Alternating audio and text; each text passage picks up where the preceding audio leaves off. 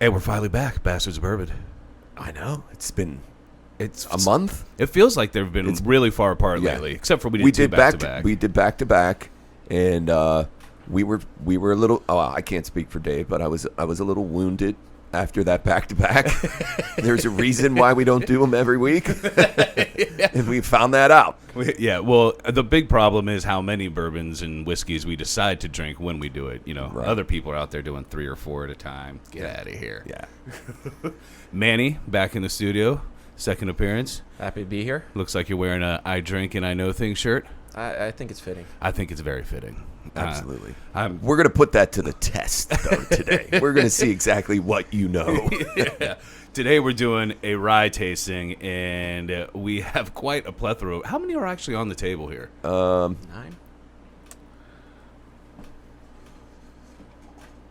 Nine. Okay. Because I didn't want to hand count. Yeah, I like that you went to your list. Right. Like they're not in front of you. Yeah. We do have a donation. It's going to be the first one we try, and it is from Bees. Thank you, brother. We really appreciate it. We were hoping to have you on this podcast. It didn't work out. We will get you on one at a future date. Bees. He's the Bee's Knees. The Bee's Knees. He actually has like a real like senator type name. I believe it's Bill Johnson. Oh. Yeah. Okay. Should definitely be running for office. But this is the big deal. Willie Joe. Willie Joe. This is the Big Deal Rye.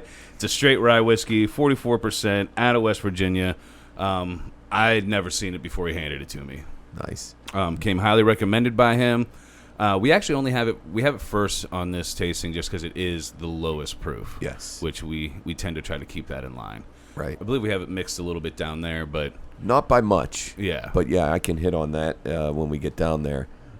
We will try Bees and not Yellowstone this, but it is up against some really, really tough competition. Yeah, we got some rare bottles up here. We have some what people claim to be fantastic bottles, some we know to be fantastic bottles. Mm-hmm. We even have a Woodford store pick. Nice. I'm glad it's not their regular rye. Yeah, same. You had their wheat the other day. What'd you think I did. of it? I did not mind it. The initial first couple sips, I wasn't impressed with it at all. And I think the word I used when I was there is it was thin. Yeah. And there just wasn't a lot of mouthfeel to it. It seemed, I tasted it too. It seemed hollow. Yeah. Yeah. But as I got towards the end, I was starting to appreciate it more. So it will be one that I will try again for that reason. But I just wasn't overly impressed with it. And I'm not sure the proof on that. But one that I would say, if you see it and the price seems reasonable, try it. Yeah. And it, where we were drinking at, it's tough to get a real feel out of those glasses. Right. Yeah. No Glencairns. We're gonna have to. Well, I actually did use a wine glass because it's better than the other glasses available. My next order, I'm gonna put an extra order in. I'll bring them over. I really like Susie a lot, so I'll just donate it to the bar. Yeah, I think that's what I was gonna do as well. Was maybe we'll pick some up and then just donate them. Yeah. All right, so I guess we should get this started. Okay, so you ran down the first one. You want to do the next few, and then okay, yeah. So we got the Big Deal Rye. We got the Minor Case Rye. It's actually sherry cask finished as well, which I didn't realize when we messed around with it the other day. And just refresh my memory because I know I've had a Minor Case, not the rye, just the regular. Is that Kentucky? It is, yes, Lebanon, Kentucky. Now, I could be wrong about this. I think they only do ryes. Oh, okay. So you might have just had a different rye. Okay, yeah. Then we got the Sazerac rye, which obviously Kentucky. The Woodford Store Pick. Yeah. And the Whistle Pig Piggyback. Right. And I'll hand it over to you. And then we also have the Whistle Pig 10-year. The Piggyback is a 6-year. And then we are really excited, all three of us, for the Willet. We have 2 different batches of the Willet. It's a hard-to-find rye. The first batch is 109 proof. The second batch is 112. So it'll be interesting to see if there's a lot of difference with them. Yeah, we should actually maybe state, too, that one of those was a donation from Ambassador Bean, who is not with us today, but hopefully will be back for the next episode. Yes. Miss you, Bean. And then we have Pikesville Rye, one of my favorites. In fact, I should say before even the tasting starts, this is my favorite rye. And hopefully, well, I shouldn't say hopefully it'll change, but I'm anticipating that it's going to change. And then lastly, we have Knob Creek Cask Strength Straight Rye, 127 proof. That is a big boy bourbon. I guess really a rye whiskey, but big boy bourbon just flows so much better. Yeah, it does flow a little bit better. Big boy rye. Big boy rye. And actually, do you think we should start, so, we call being the ambassador of bourbon, maybe give him a higher title because of how much he does, but then people who donate call them ambassadors as well? Sure. Yeah. Give them little nicknames in there. Yeah, we can call Bean cute names. Bean can be the grand ambassador. Yeah, that's good. Yeah. I like that. It's like a grand wizard, except with whiskey. Right. You're not happy about that, are you? I that's where my head went originally, and I said they're not going to go there. Then I remember where I was. Yeah. All right, so let's crack this bad boy, huh? I got a quick story for you guys last night. Uh-oh. I think Steve will appreciate this. I was out with a couple friends having a few beverages, and one of my friends did something a little aggressive. And I looked at him dead in the eyes, and I went, "Easy now, Tiger." And everybody at the party stopped, looked at me for about 30 seconds like I had 7 heads, and then started dying. They're like, "What's wrong with you?" Like, you guys aren't watching the right stuff. These guys are rubbing off on me. I don't know if it's good or a bad thing. I like it. It's definitely a good thing. Yeah. How could it be anything but? And you what you could have done, and maybe you did do it, is piggyback. See how I'm I'm working it in. There. Piggyback off of that and say, hey, by the way, you guys should watch this podcast that I do, Bourbon Podcast. And then you won't be so clueless as to what's going on in life. Oh, man. Similar story. I'm playing poker 2 nights ago, and John Rogers is sitting to my left, and I can't give the detail exactly why he said it, but someone said something to him, and he was calling it fat shaming, and he then says, "Easy now," but he didn't say Tiger. Right. And I had to finish it for him. I go, "Tiger," and he's looking at me like, "The hell are you doing?" Well, basically, all we're pointing out is that none of our friends watch the podcast. Thanks, guys. We love the support. Right. All right. What do we think of this? Okay. What's the name of this one again? Big Deal Rye. Big Deal Rye. Jacob, were you able to find anything on it? Could not I didn't find think anything. so. Very rare. It's got a Vanilla. Kind yeah. of cherry I get. I definitely get the cherry, the Yeah. vanilla for sure. Doesn't smell like a rye. It doesn't. No, it smells like a bourbon. I'm not getting any like real pepperness on the. Kind of reminds me of the Angel's Envy rye. Smell.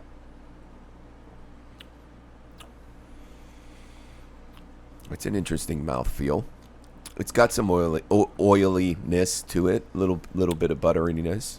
Yeah, it's a little thin, It's a little thin for sure. but it's not crazy thin. Mm-mm. You could tell by the color. Yeah. Yeah, this is about an 8 beer in color for me on my urine. It doesn't. I'll tell you what, the nose does not match the taste. No, it doesn't. Yeah, the taste. I think I'm getting what I always say is leather, just because I never know what else it is, and every time I have that taste, leather's on the screen. I think what we need to do is just get like a swatchboard of leather and just go through and Take turns licking. Yeah. And then we can actually decipher the type of leather. I was gonna say, like, actually, this one is pleather. All right, let's see what we got going once we get into some water. So I get some nuttiness. There's, that typical floral that you get from a lot of ryes. Yeah. Not a big fan of it. It I don't hate it, but it's.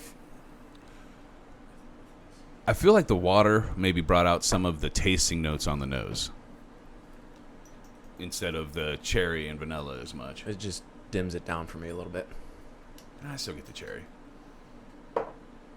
I don't drink rye, so I actually haven't had any ryes besides the Angel's Envy rye, and then I have a bottle of the Woodford. So I wish I'm I kind could. of upset I poured a little heavy on this one.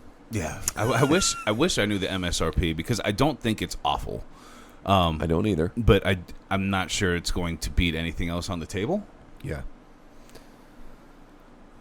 So, you may have said this earlier, but you can only get it basically at the distillery where they. I don't think it's just a distillery, but it's right around the distillery. Yeah. You know what I mean? They don't distribute far, so it's rye. It's rare. I'm very happy to have it on the shelf.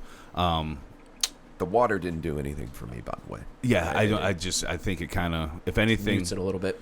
yeah, and if anything, it brought some of the taste notes out on the nose. I did still get the cherry, but I poured a little heavy on this too. Yeah. Did any of us use the jigger? I just did. No, the jigger. That's not the jigger. Oh, sorry. That's, Steve, I didn't because it wasn't on the table at the time. No, I did not use the jigger. Oh man, I used the dropper. Two different things. But you did use it correctly, unlike Jeff the first time that he used it. Yeah. He just poured it into his glass.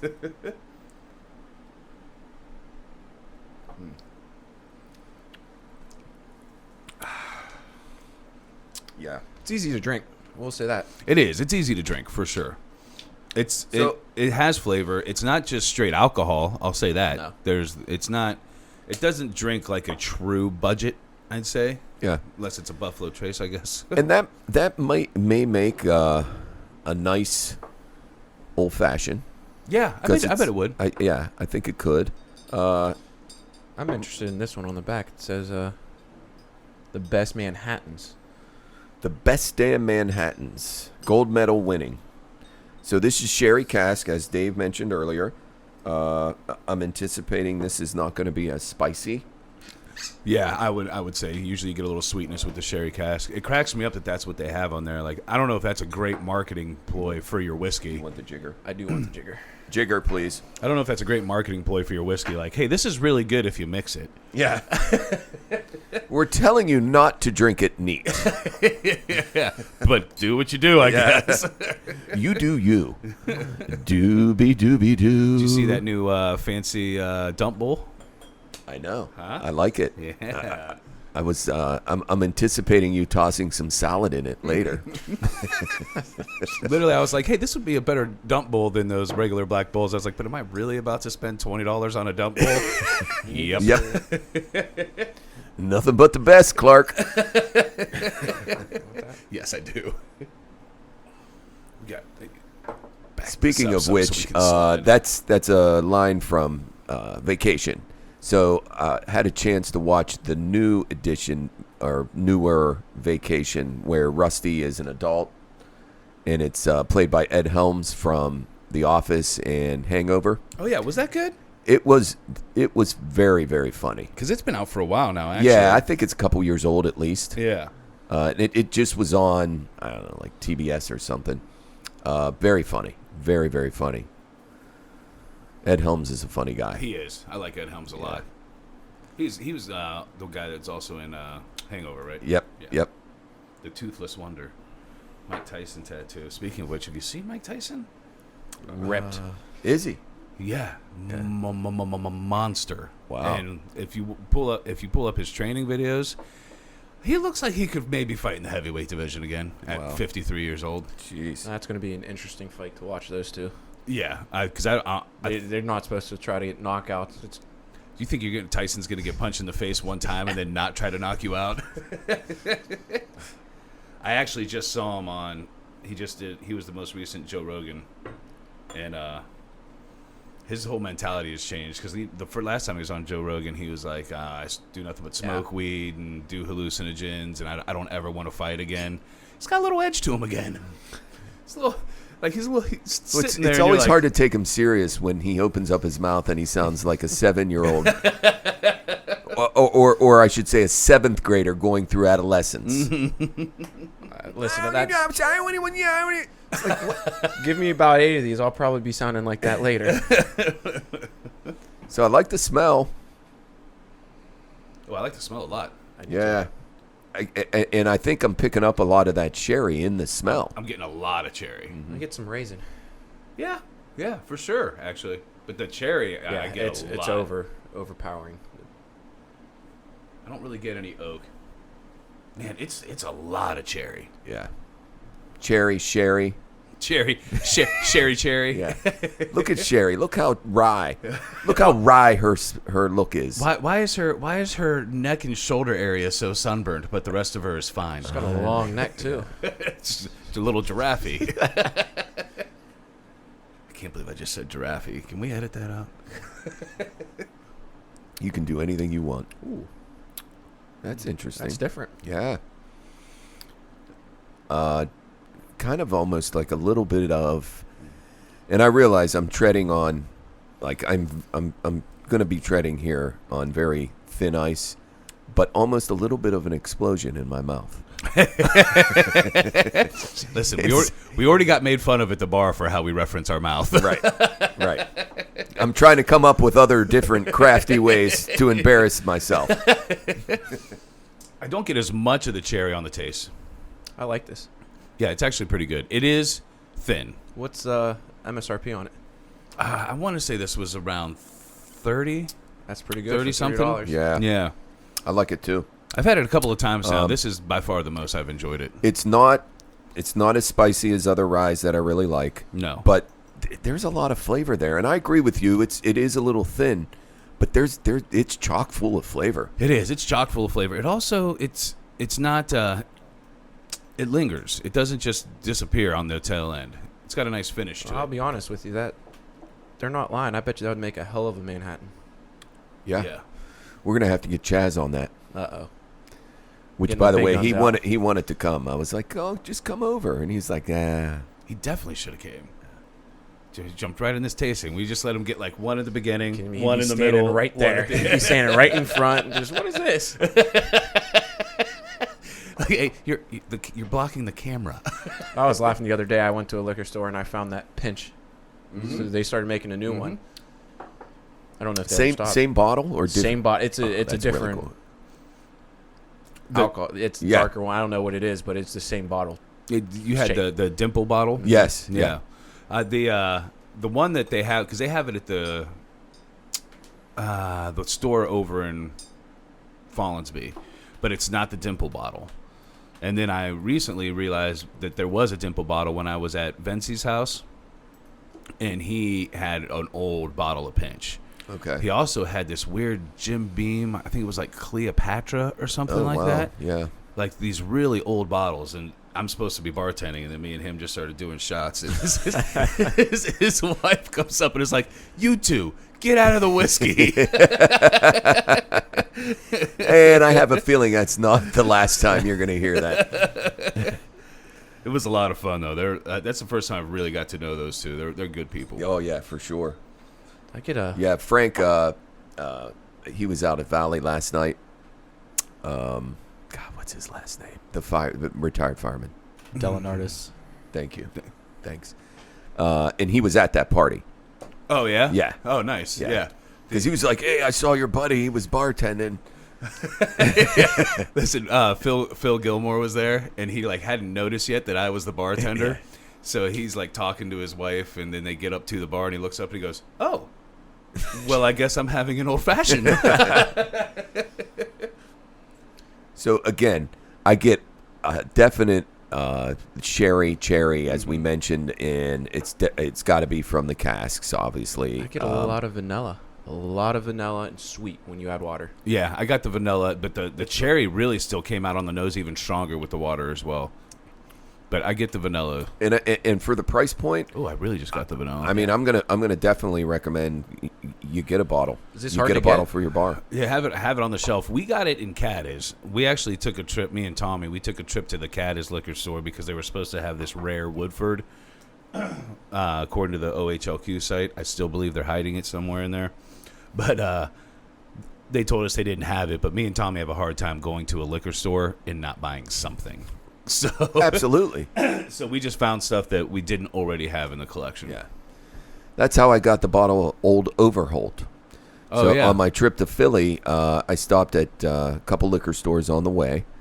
And the first one I went into, I can't even remember what I bought, but they didn't really have much. And the second one I went into, online it showed that they had Buffalo Trace and they had Blanton's. I go in there, of course, they have tags for it on the shelf, but nothing there. So then I asked the lady, and I immediately just get a laugh. Like, oh. Like, listen, bitch, Rub I it in my just drove face more. 4 hours.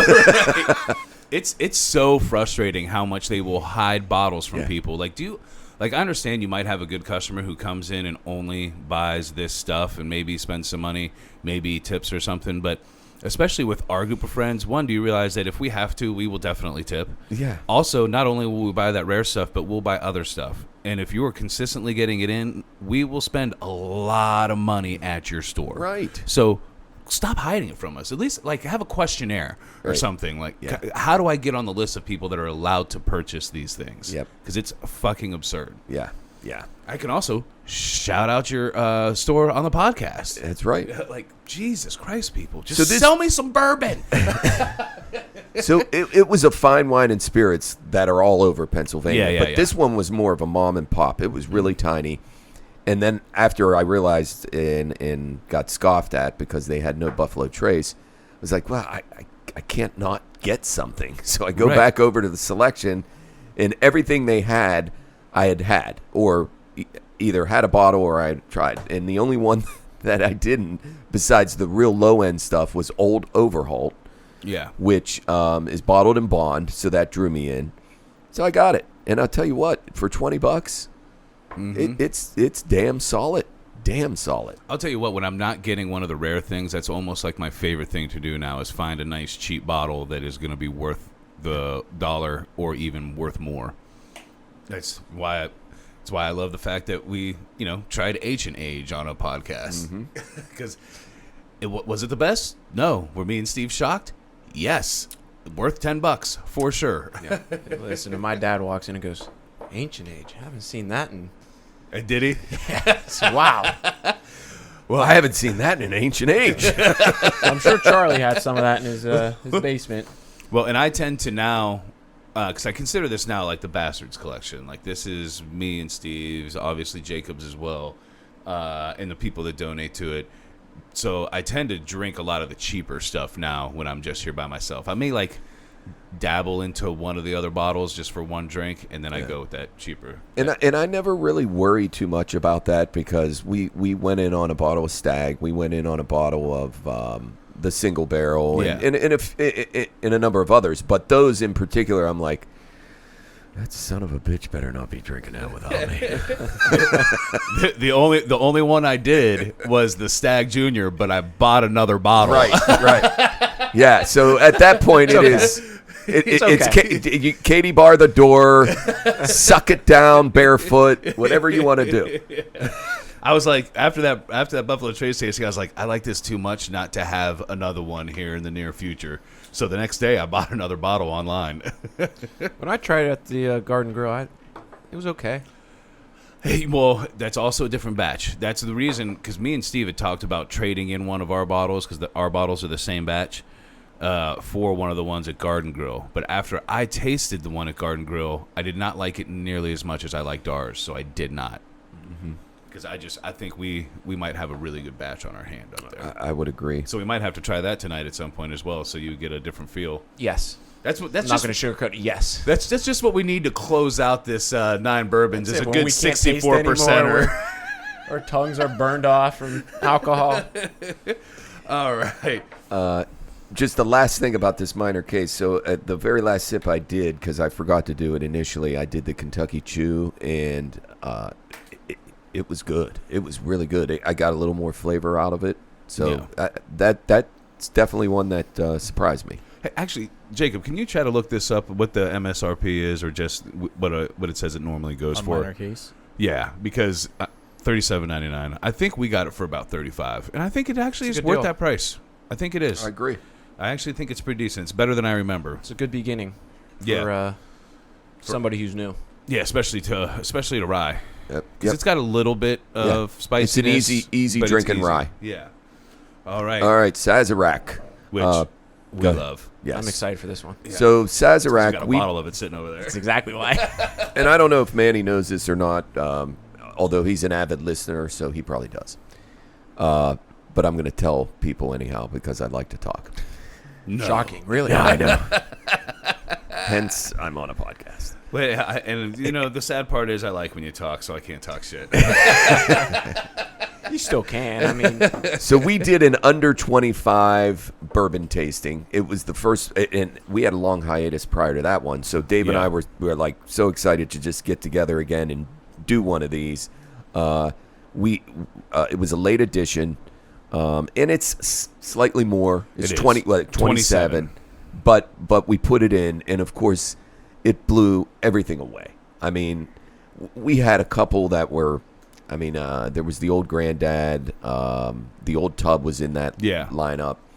I think And- Old Tub took number 2 for both of us. But this was head and shoulders. Yeah, above the rest. It wasn't even in the same class. it really. wasn't. Yeah. It wasn't.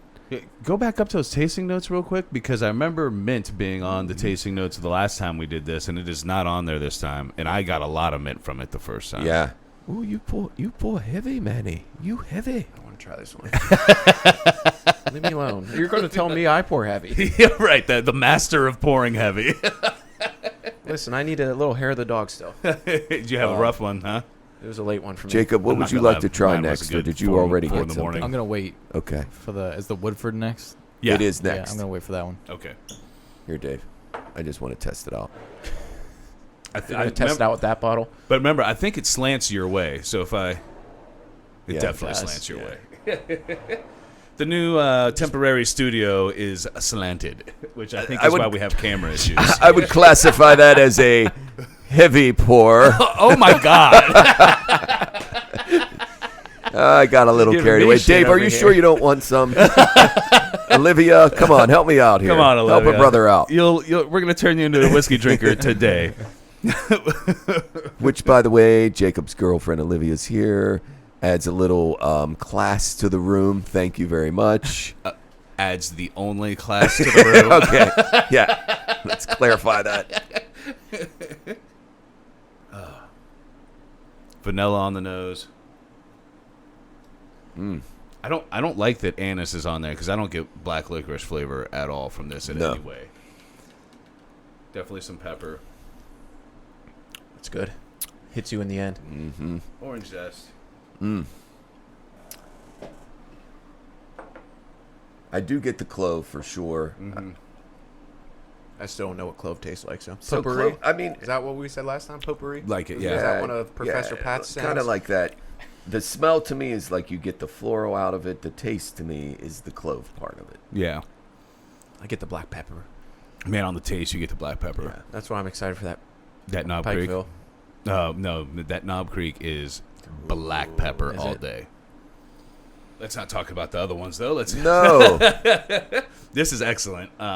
So, Can't beat it for the price No. if you can find it. and I'm not going to overstate it. I don't believe it is the best rye for the price. Yeah. I think on here it was $25.99. I think I spent $27.99. It is by far the best rye for the price.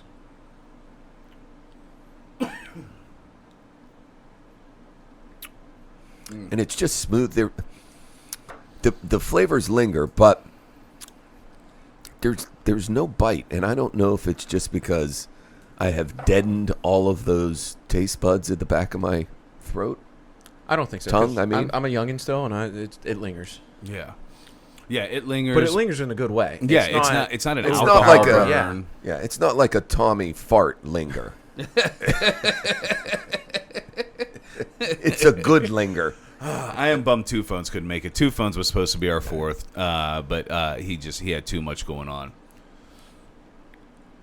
Although me and him were essentially drinking bourbon together last night via text while playing Madden, both of us. Is this in separate another rooms. franchise or? Yeah, franchise, yeah. But we were in separate rooms. Like, he was at his place up in Oakdale, and I was here. But we just both got the new game. Is it good? Madden 21, yeah. I always like the new Maddens because even if they're not that much better, it takes me a while to start being great at it. Because I'm great at it. Are you talking a big game now? Oh, yeah. The only game I pretty much play now is Fortnite.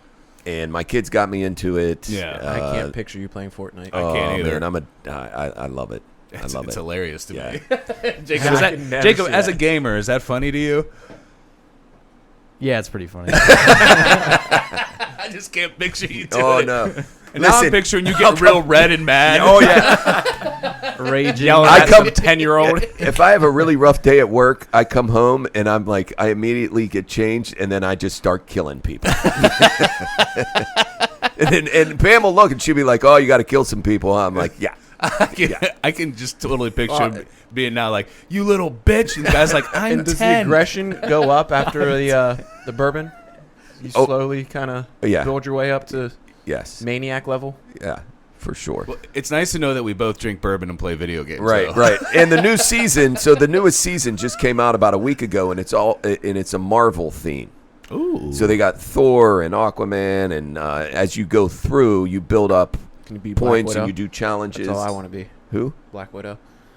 It's in there, but you got to get to a certain That's level. not who you before want to be. get it. It's who you want to be with. I just want to watch her run. I mean, just run back and forth.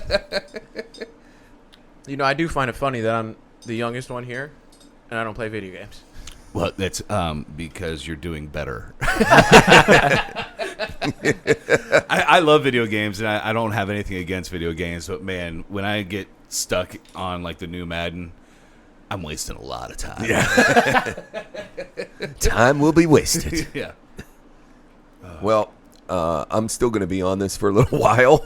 Yeah. So, you know what? I might smoke a cigarette while you're drinking that. But it really is good. I added the water. I get a little more vanilla. I got more vanilla. The orange zest came out more for me. Yes. I haven't tasted it yet, though. That's just the nose. See, that's what I get with the taste. Yeah. I get the orange with the taste. I definitely get a little bit of the cinnamon, the clove. I think that the thing I like about it the most is the way it lingers. So the flavors that you get on the back end and the residual is enjoyable. I don't know any other way to say it. I completely agree, and it's just such a smooth linger. Like, it's not like you feel like a real burn that's lingering. Yeah. It's not the ethanol. It's not the alcohol that's lingering. It's all flavor that is just sitting there. And so the Sazerac Rye, we brought this up, so it would have been 2 podcasts ago, is bottled at Buffalo Trace. Yes. But it's made at a different distillery. And then there's another Sazerac that's actually made at Buffalo Trace. Which apparently, I think I just saw something. Don't quote me on this. I think it's 18. 18. But don't quote me on this, but I think they're actually going to stop making that, which saddens me because I know that means we'll probably never taste Listen, it. if you're going to bring up bad news like this on the podcast, you need to let me know before we get on the podcast. I didn't realize I was going to bring it up. Listen, we'll go to good news. How about the Blantons releasing the Yes. What we're afraid of, because Bean had talked about it, was supposed to be forever ago. They were supposed to release it, and then COVID happened. They didn't release it. But Bean is very worried in Ohio it is going to be a lottery pick. that would Fuck. suck. Yeah. Well, the good news is we can get in a car and we can travel. It's weird. They have these things now. Yeah. They have 4 tires. Right. I mean, hell, if I have to, I'll knock Tennis Shoe Ernie off his freaking moped. Cleats and windows for gas on the way. But that it depresses me, some of the fucking Buffalo Trace items that I feel like we're never going to taste. Like the Pappies, we can go and pay an exorbitant amount at a bar to taste. We found a bar. You found a bar, actually. They got everything. Yeah, but did they have George T. Stagg? Did they have stuff from the antique collection? They have Elmer T. Lee. Everything. They did have Stagg. I have a picture I can look at later. Okay. Because the William They had LaRue, their Weller. own. Yeah, it seemed like they had everything with the exception, and it would make sense, and I guess we can say we were one up. The Hancock. I didn't see the Hancock. There's no Hancock on there. Yeah. Yeah, we like to one up people. Yeah. At least with bourbon. At least with bourbon. Yeah. Not in life in Not general. in life in general. We're not those people. Another funny thing, when we first started talking about this rye tasting, I was texting Steve, and I told him how excited I was for the Willet, because for one of the last podcasts, Bean brought it with him, but we saved it to do it at a later time. Yeah. But on the next podcast, Bean made me try it. He was like, you have to try that before I leave. But I just texted Steve, like, it's really good, giving him some notes. And he was like, quit trying stuff without me. I was not pleased. I'll be honest. I might have threw a few things around in the house. Then he had to go play Fortnite. I had to go kill some 8-year-olds. In a video game. In a video game, Yes, right. yes. Thank you, Jacob. In a video game. God, Jacob, thank you for clarifying that. Next thing, It's like our chaperone. We would have been canceled right there. this guy's talking about killing 8-year-olds on a podcast. Oh, man. What's wrong with him? He really did twist my arm to do it, though. And I'm glad he did, because it's delicious. But, I mean, I was pretty drunk already. And I had another podcast to do. I mean, we did, what was that bourbon tasting we did that day with BJ? With BJ, man, we had a lot of big boys in there. Oh, so it was kind of a random. Yeah. We did the dovetail. Not the dovetail, No, the single barrel yeah. barrel proof. Yeah. Or the barrel proof. Yeah. But we did a lot of the stuff that he had got us while he was on Yoga. vacation, and then some stuff that he wanted to drink, Right. like Stag Junior. Everybody wants to drink the Stag Junior. Can't blame him. Junior. Okay, well, now that I had an entire glass of bourbon, like a 4-ounce pour. Yeah. Woo! It's a nice little double you had in there. We're off and running now. All right, so now we're getting into the Woodford. I'm going to go ahead and slide this to you first. And Jacob's going to join us on this one. I have not done the Vanna White this time. It's kind of a pain in the ass keep getting up. It and is. things like that. Yeah. We, maybe one day we'll be professional enough to have it like cut to a picture of the bottle. There you go. Yeah. One day, aspirations. Ooh. That is a completely different smell. I want to say this one actually leans more towards the ryes. You better pour it. Apparently, I have no wrists. Your wrists are very flaccid. God. This is, I feel like we actually initially I bought the jigger for you, and you're like, "Fuck that thing." Keep that thing away from me. What kind of sorcery is this?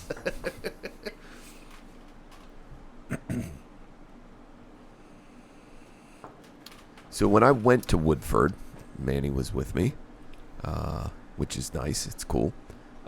This in this store pick, so it wasn't this rye, but they had rye as part of the tasting, and it was definitely my favorite of the 4 we tasted. Out of the Woodfords, yes. Yeah, What we had double oak, regular, and the rye and what the hell was the One fourth more.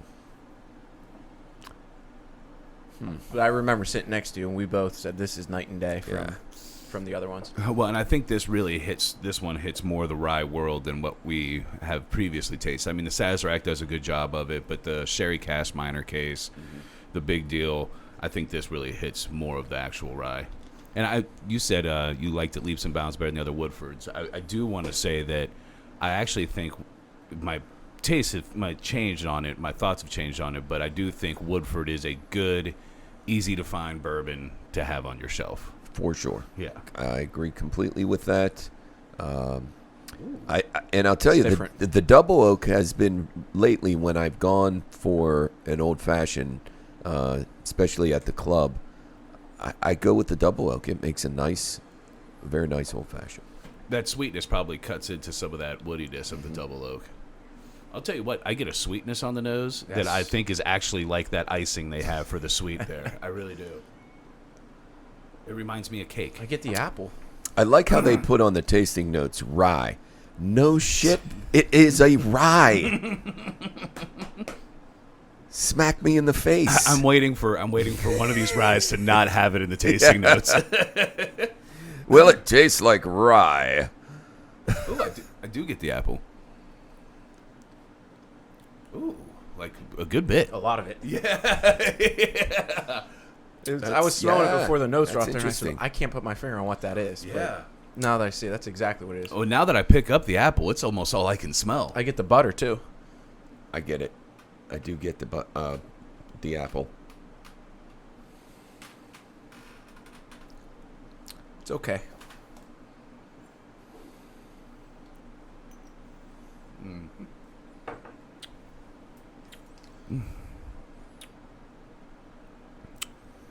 We're back to like kind of a thinner mouthfeel. Yeah, I mean, I like it. It's flavorful. It's nothing special. Right. I do like how much apple I get the apple on the palate as well. I do, too. I do like that I get that apple. Because for me, maybe the fruits are just starting to come to light for me. But for a while, I hardly ever got any of the fruit from anything, and I like when I get the apple and the cherry, and the apple comes through pretty clearly on this one. It's pretty prominent. Which I had never, apple and bourbon, I've never seen apple in any of the tasting notes. It might have been on some. I can't Rare. remember. Rare. You know, occasionally you might see it. Pear, maybe. Yeah. It's another rare one. Usually cherry is what's on there for Yeah. bourbon. I tell you, when I put water in it, I get more apple. Yeah. Well, and the first time I really got apple, and it was the first time I tried the Willet. And I think probably why this that rye smell. is not one of my. Good smell. Dude, I want That's a good this. I smell. want my whole house to smell like this. Jacob, what do you think of it? I get on the taste. I just get spicy apple. Spicy apple? Yeah. I'm glad we all get apple because I mean, it's if somebody didn't say apple, I'd be like, dude, you got to work on something. Man, I just want to keep smelling it. It's Sit by the a smell. bonfire. The nose is off the charts. Good. The nose I is mean, yeah. incredible. If we're gonna go just off nose, all right, we're doing two separate rankings. So far, this one wins the nose for me by far. I'm actually just putting amazing nose. So it says no cedar wood, almond paste, apple, and black pepper. I don't know that middle word. I'm not going to try to pronounce it and sound ridiculous, so I'm just, Which one? Cassia. yeah, what is it? I have Oh, no yeah, I idea. don't know. No clue. God, that apple. I believe that is French for the area between the testicles and the anus, Yep. also known as the taint. All Thanks, right. Steve. I'm gonna say you're wrong. Yes, he tickled my cassia. So Chinese cinnamon. Oh, okay. What's the difference between cinnamon and Chinese cinnamon? It says cinnamon. Nope, Wait, not gonna do it. wait. Cinnamon? Cinnamon. I Cinnamon. almost, It's I for sure almost got us canceled. I almost baited you right into that. Yeah. I you feel know. like I went to the taint reference way too early in the podcast. Yeah. I mean, well, you you just did. drank 2 glasses of bourbon. I was just gonna say you did. You have had a bit to drink. All right, Yeah, but just I added don't the know water. that I warned Olivia enough about that kind of stuff. And her powers of class are quickly diminishing. God, I'm Are actually you going to upset. drink it, or are you just All right. going to smell it? I actually I mean- did finally add some water, and I'm actually upset I did because maybe I added more water than you or something, but I lost some of the apple, and I'm sad. Number 1 for me, boys. Really? Oh, I thought you said you weren't impressed. Oh, you mean you're going number 1? Jeez, I was like, it was like Tommy all over again. I hate this bourbon. Oh my gosh, this is my favorite bourbon. I have this number 8. Oh no, wait, no, number 1. I'll be honest with you, the nose is so good on this. I It know, might be number it's- 1 for me right now. I'm gonna say that I still like that minor case a little bit better than that. So for me, so far, So far you're doing Sazerac minor case Yeah. in this. yeah. And I'm a Woodford Rye guy. Yeah. I mean I have 2 bottles of it, at my bar. I mean, I do like it. I like it a lot. But again, when you do a lineup like this, it doesn't mean it's a bad bourbon. It doesn't mean we don't like the bourbon. But when you got to rank them. This one is tough for me because I really like the apple I get from it. I feel like as we do this podcast, I feel like we started out with extremely similar palates, and I feel like we're starting to spread a little bit, just a little bit. Because I didn't used to like the sweetness as much, and now when I'm starting to really get these fruit notes, I'm starting to like some of the sweetness just because I'm getting apple, I'm getting cherry. And to me, when I first started drinking bourbon, I never thought I would have the ability to distinguish those things. And that's the beauty of doing these, is because I think as the more we do them, we're going to be able to, assuming that we just don't, bury our taste buds. Yeah. We're going to be able to decipher those things more and more because we're trying so many different bourbons. But I totally agree. I mean, and Manny brought it out initially, like, I've never really gotten apple out of a bourbon before. Yeah. But this for sure has it. I'm going to throw it out there for that Woodford. That might be my favorite nose of a whiskey of all time so far. Really good nose. It doesn't transfer as much on the palate for me, but that nose is phenomenal. Yeah, it's good. They need to put that in a candle. Yeah. I just bought a bunch of candles today. Like I would have bought this. Yeah. As I was walking out of the bathroom, I kind of got mesmerized by those fish on the TV. Yeah, it's a nice fish tank, right? Just staring at it. So it's early. I shouldn't be mesmerized by at this point. Oh, that's great. So the TV in my living room area it's got a Roku on it, and I use the aquarium screensaver on it. That might be my go-to if I'm trying to sleep. It's on all of mine. It's awesome.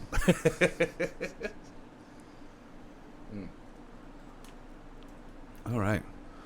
Okay. I definitely fell off of this being my That's my much number different one so from far. the regular rye. At least I feel like the one we bought on the trail is completely different. Yeah, I agree. That's why, and we kind of were talking a little bit about it, but it's. I feel like the other regular is a little spicier. Yes. No apple. It's more of a traditional rye. Yeah. I say that like I know ryes. I know nothing about ryes. Yeah. But we said it to you a couple times. You know more than I what, drink and I know things. Right. Perfect. You know more than what you give yourself credit for. Actually, I will say, recently the palate's been growing. Yeah. I've been able to pick out more flavors. Been able to nose a lot better.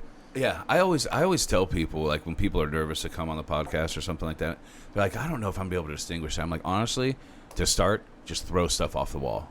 And eventually, things are going to start coming for everybody. to you. Yeah. Also, one thing I thought about, too, is we should maybe get some of our friends together and go do a Bastards of Bourbon barrel pick. Ooh, I like that. I'm in for that. Go do. I've got some guys that are definitely in to do a barrel. Yeah. Yes. That's what I mean. I know we Yes. have enough people Yeah. that we can buy a barrel. I mean, do- Manny's that'd in. be so I think cool. his Bastards dad's of Bourbon. in. I'll talk him into it. I know Bubba's in. I think Jeff Jeff would be in. And Tommy would be in. Right. You might be able to get Turbo in there.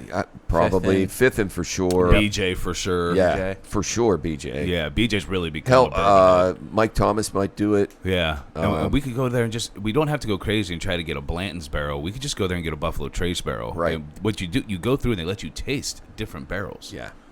No, That's this is a official. must. That's official. I think This is a must. And I think we got to remotely, that needs to be on the podcast one way or another. Yeah. Whether we just video it, Vlog and it. then you put it on later. Or, Oh, yeah. I definitely think we should be, when everything opens back up fully, we should be going and doing a Bastards of Bourbon Kentucky trail Kentucky Bourbon Trail where somebody is using either my phone or if we've got a new camera by then, either way, and we actually Can't Jacob film just follow us around and video us? But I would- Make comments? I'm hoping he would Listen, come. I'll get one of the shoulder cameras. I'll walk around and behind the scenes. Yeah, I'm hoping Jacob would come. Yeah, I would definitely come. Okay, Yeah. cool. That is fun. Even if you don't like bourbon. My mom did not like bourbon when we went Yeah. down there. She loved it. Well, and Jacob is actually the #1 bourbon mooch in the world, so he does like bourbon. Yeah, it's the least. It's the least we can do. It is absolutely the least we can do. I brought it up because there's one of those ones I told you to watch. Right. They call the one guy, he's the sommelier of bourbon, and the other one he calls the mooch. Gotcha. So when we went to the Bourbon Trail, and Manny was just mentioning about, so there was Wendy and Sheila, and neither one, they were like, well, we don't drink bourbon, but they wanted to go because it was going to just be fun, and so I had to sit them down, and I said, listen, give it a chance, just taste it. Have an old fashioned, break it up a little bit, drink it on the rocks. By the end of that trip, they were all in. Yeah. I mean, we're not talking just jumping in the deep end with a raft. They were jumping in the deep end and swimming around for a while. Yeah. Well, it goes to show, too. I mean, she dabbled in it. My mom did, and she kind of liked it. But even if you don't like it, if you find the right bottle to start with, You're going to love you're it. going to like it. So I got her on the Widow Jane. She's like, this is like candy. It's awesome. And now Yeah, she's Widow Jane is she's so like good. the Buffalo Trace. She started to drink Yeah. the Weller Antique she loves. Steve is Get him trying the jigger. Just give him the jigger. Steve is trying to give himself alcohol poisoning. Well, and like we have said multiple times, like we like to drink it neat, but there is no wrong way to drink bourbon. It is the way that you like to drink bourbon. That is the correct way. I actually just had a guy who I switched over to bourbon. He liked drinking chilled tequila, and I was like, well, try some bourbons. We have a lot of crazy bourbons. He started asking me questions about bourbon. Is really how we got there. Because obviously anybody who comes into the restaurant and asks for bourbon, they send me over. Shocking. Yeah, and I told him some of the history of Buffalo Trace and the history of E.H. Taylor in particular, and he ended up getting E.H. Taylor chilled, and he said, you know what, I'm really glad that you made me try this. He said, I think this is maybe my favorite drink I've ever had. Wow. So, Wow. might have transferred somebody over to bourbon. Thank you, official Buffalo now. Trace. Beautiful. It's a beautiful thing. And I just wanted to go back because I know I forgot to mention. So We went from sweet apple and Is that tangerine? the minor case Sazerac and Woodford were all 90 proof. This piggyback that we're about to have, it's a 6-year piggyback. It's a Whistle Pig product. It is 96.56. So they really get down to the nitty gritty when they're coming up with their proofs. And I forget what the name of tangerine. Is that grapefruit tangerine? That's it. Okay. Spot on. That's so crazy. Wow. Wow, that's tangerine, isn't it? I think that's tangerine. Oh, What it is. I think It's like smack me in the face. with tangerine. Yes. Yeah. Did you? I can't wait for people to see my reaction. Did you see my? I was like, "What the fuck?" Holy I will say the shit. noses on And I all didn't of even know what these. you guys were laughing about. I just thought maybe, well, no, I won't go there. No, he was laughing at me because my first reaction, I went, "What the fuck is that?" Did you want to say, easy now, Tiger? It's incredible the different noses we've had so far. Insane, I mean, I don't think any two have been remotely close. and all really like, especially these past two, really powerful noses. Like just This is so different than what we just had. Ooh. Man, I mean, I get the Zest. I get the cinnamon right away. I definitely get the grapefruit, and I get black pepper for sure. I mean, those are on right there. I don't know what cardamom is. I mean, I definitely maybe Jacob, maybe look that up. Cardamom. I mean, I've carded moms before when I was a bartender, but I don't think we're talking about the same thing. I think it's a spice. No, it's a bean. No, it is a spice. It's from the seeds of several plants. They don't know what the fuck it is. It's from the seeds of a bunch of different plants and just Native. It's native to the Indian subcontinent and Indonesia. Who the hell is Can you- tasting this and can you saying, pronounce this word it's for me, cardamom? Steve? Zingy Barasakasai. I think that's actually right. I think we drink a couple more, we'll be able to say it easier. So I was going to say that's why I freaked out a little bit going like this. I was going to say the tangerine does not come out on the palate, but it actually finishes all tangerine, in my opinion. I get all tangerine, the entire thing for me. Really? At first, I think I all I get the get. grapefruit. I don't get all tangerine, but I get where you're coming from on it. I get the. Go ahead. the finish. The finish is big tangerine. Yeah. Boy, that's just not what you would expect out of a rye. Actually, I'm surprised so far. I would say half of these aren't what I would expect for ryes. You let that linger for a minute, and then it's just tangerine. Yeah, I get you. I see what you're saying. Especially when you do the Kentucky Chew, you get it. Yeah. Big time. Almost overwhelming. I'll tell you what. I've had this 3 or 4 times now, and this is by far my favorite time that I've had it. Yeah. I'd say this is at least the 3rd time I've had it, and I enjoy it every time I have it. Almost to the point where it makes me want to do like a little hop and a skip. See, I'm on the other side. MSRP was around 55, I want to say, 50. Yeah, I want to say it's 50 or I 60. Well, would pay Whistle- $50 for this. You don't think so? No. Whistle I would. Pig is notoriously known for being. A little pricey. Yeah. Yeah. I think I would pay 50 for it. I'd pay 50 for it. Yeah, I would. I got to tell you, It'll be interesting to see, and this is the beauty of this tasting, because we're going to back this up with the 10, baby, and the Whistle Pig 10, because I've always felt like the Whistle Pig 10 is overpriced. yeah. But I like it. That's what, 70 or so? It might even be more than that. I it might think- be 80 or 90. Yeah. Ooh. Sweet tangerine dreams.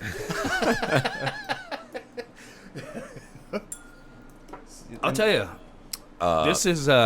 this tasting so far is making a real case for me to start buying more and more ryes. It's not my profile. I think it's where you head from bourbon, to be honest. God, that tangerine. When I read the nose, though, fresh cinnamon, black peppercorn, I don't get either of those. Yeah, see, I do. I get a little bit of the pepper, and I definitely get the cinnamon. I think you just like to say I do. cinnamon. I do. That's for Tommy. I get the pepper. The cinnamon, I don't. That's probably one flavor that I haven't had a whole lot of is black pepper. You're gonna know exactly So you're I'm saying sure I will. what it is when you get to Knob Creek. compared to what you've had, you're not really putting this very high. I don't know. We'll see. Yeah, Look. I got it a little high. Man, I think- I'm glad you came and did this because we've tried to connect a few times. We've been when you've trying. in town. And We've been trying. Things go south, so I'm glad you're here, brother. I'm happy to be back. I'm also maybe drunk. That's it. Only because you're drunk. That's Well, it. no, I was happy in the first place, but now I feel like I'm in that drunk stage where I'm like, I want to hug people. Somebody give me a goddamn hug. This is why they're closing the bars at 10 in Ohio. Careful. The next thing, the hug leads to a long kiss, and then he's bragging about not getting COVID. Steve, what happens between podcast partners stays between podcast partners. Sorry. I know. I'm not supposed to be sharing that. Easy now, Tiger. Like, Steve's telling people, like, Dave gets a little touchy. Walk into you guys, He's cuddle really on the couch, feely. Yeah. looking at the fish tank. Playing Fortnite.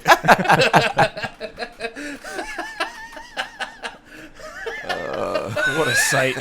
God, I love this podcast. He's got this really big couch, but they're sitting right next to each other. I just felt uncomfortable. Oh, my God. Oh boy. And we're only halfway through. God. Yeah, God have mercy I was on hoping me. this was going to be a nice 6-1, 5 or 6. Nope. And we're talking about hanging out and drinking after this. Oh, dear Lord. I'll get it together at some point. Jesus, Mary, and Joseph.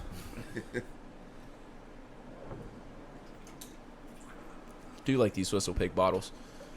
Well, you know what I like about Whistle Pig is I can't remember the guy's name, but the guy who started Whistle Pig, He was a bourbon distiller. Well, I don't know if he started it, but he was their master distiller before he passed away. I can't even say that because they're blends. Yeah. So, but the guy who put the Whistle Pig products together, he was a very large man. He recently passed away, and he was actually the master distiller for Maker's Mark at one point. He was the master distiller for Jim Beam at one point, and he made his rounds. And then landed on Rye's. So is Whistle Pig? Are they their own? They're their own thing, but they don't distill. Okay. They get their product from other people, and then They blend, do their magic to it. And I really want one of the Boss Hogs. I really would like the Samurai Scientist, just because. Come on, Samurai Scientist. Right. Was that Donatello? We'll get a hold of it. Damn it. Yeah. Its MSRP is like $400 or $500, but I would go in on one of those. I like this. You like that one? So- I like this one. And it's an interesting thing because it's actually bottled.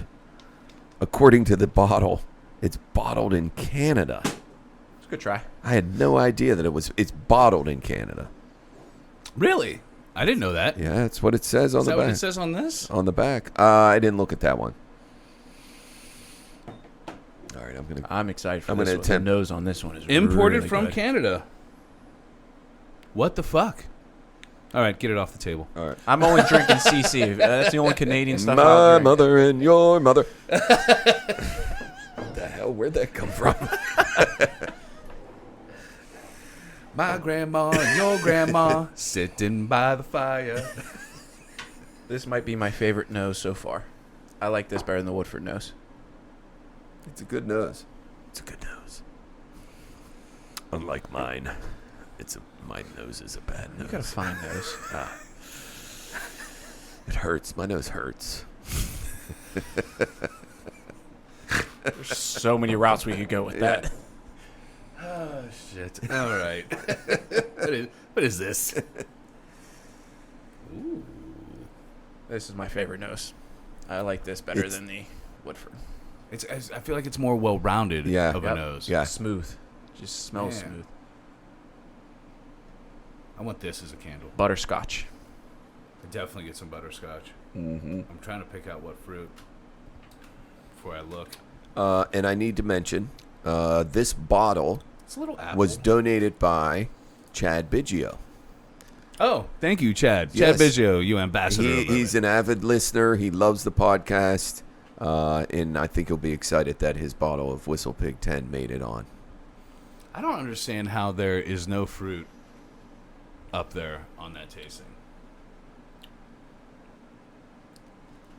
Actually, what's a praline?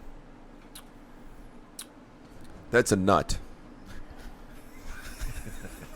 Steve knows all the nuts.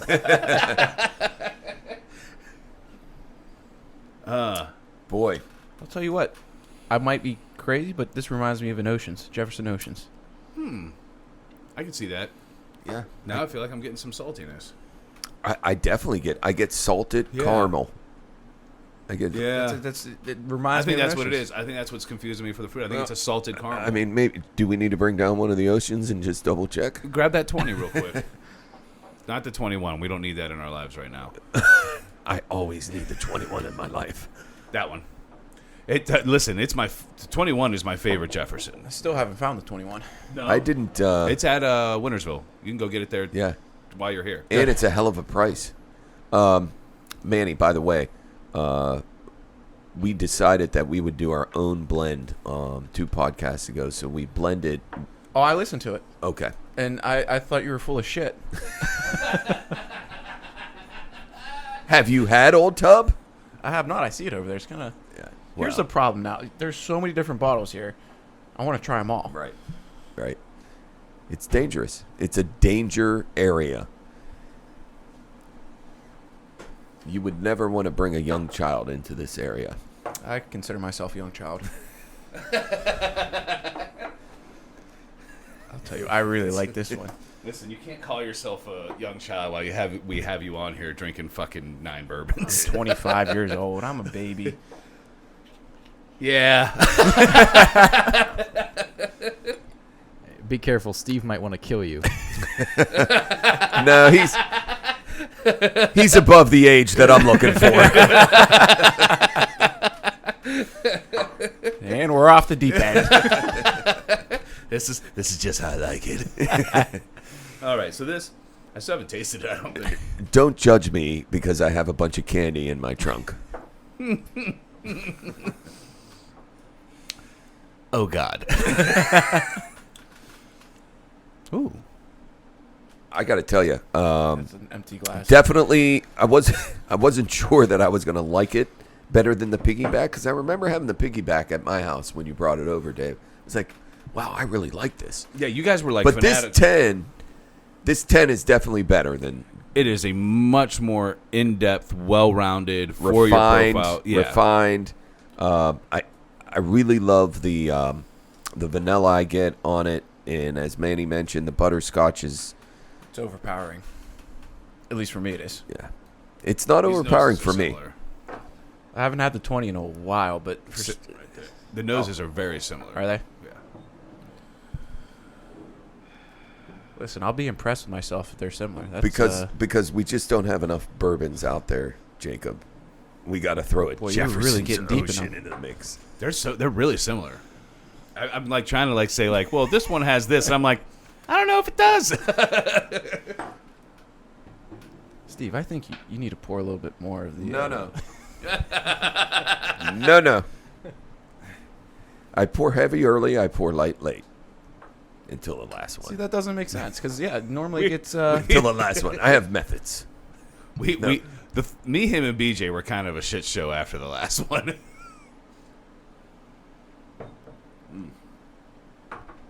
So far for me, this Whistle Pig 10. I mean, yeah, is the Sazerac Rye really good? But this Whistle Pig 10 is, it's just smoother. Smoother, It's a different more flavor, well-rounded. and it's a little. I don't know. There's something in there. All Whistle Pigs have a certain amount of floralness to it. Yeah. So I think it's- that happens a lot with Ryes. Yeah, and it's just more floral than that Sazerac. Sazerac is a different kind of rye, Mm-hmm. in my opinion. For the comparison, I think the nose is pretty similar. I Yeah. don't think the taste no, is that similar. It's saltier. The yeah. Jeffersons. Yeah. I think I probably actually prefer the Whistle Pig to the 20. I think I do. Yeah. Yeah. Oh, God. So the Whistle Pig is 100 proof. So we're getting up into the range that I really.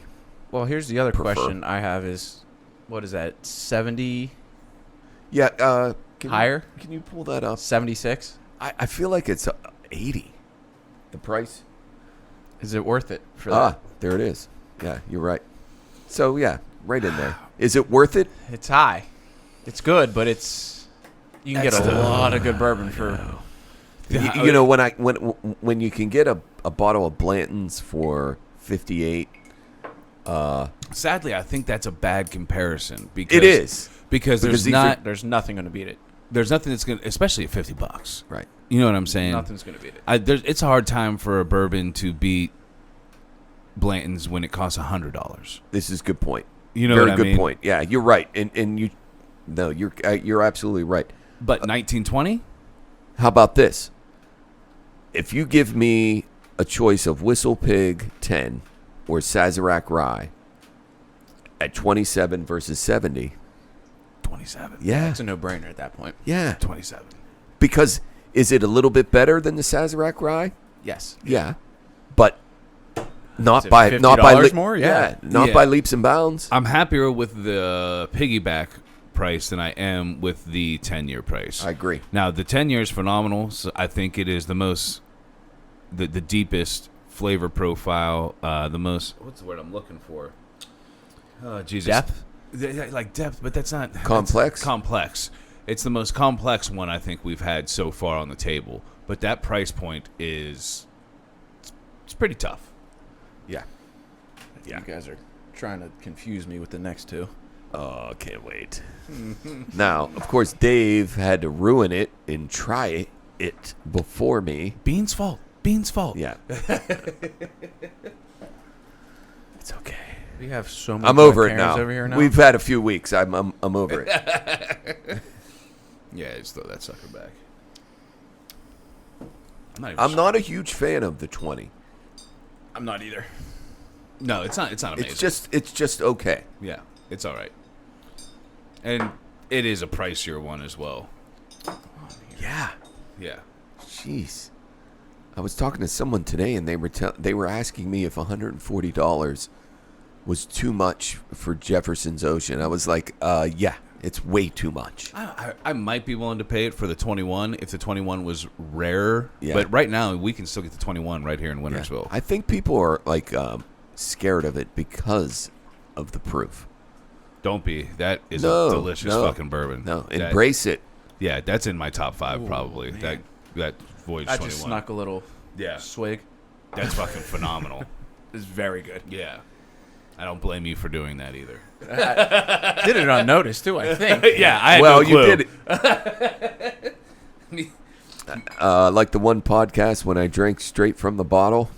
Yeah, which one? I don't even remember which you That was the drank from, Buffalo though. Trace. it was the single barrel. Oh, E.H. yeah, Taylor. Yeah, it was a single. Oh shit, we drank out of that. I know.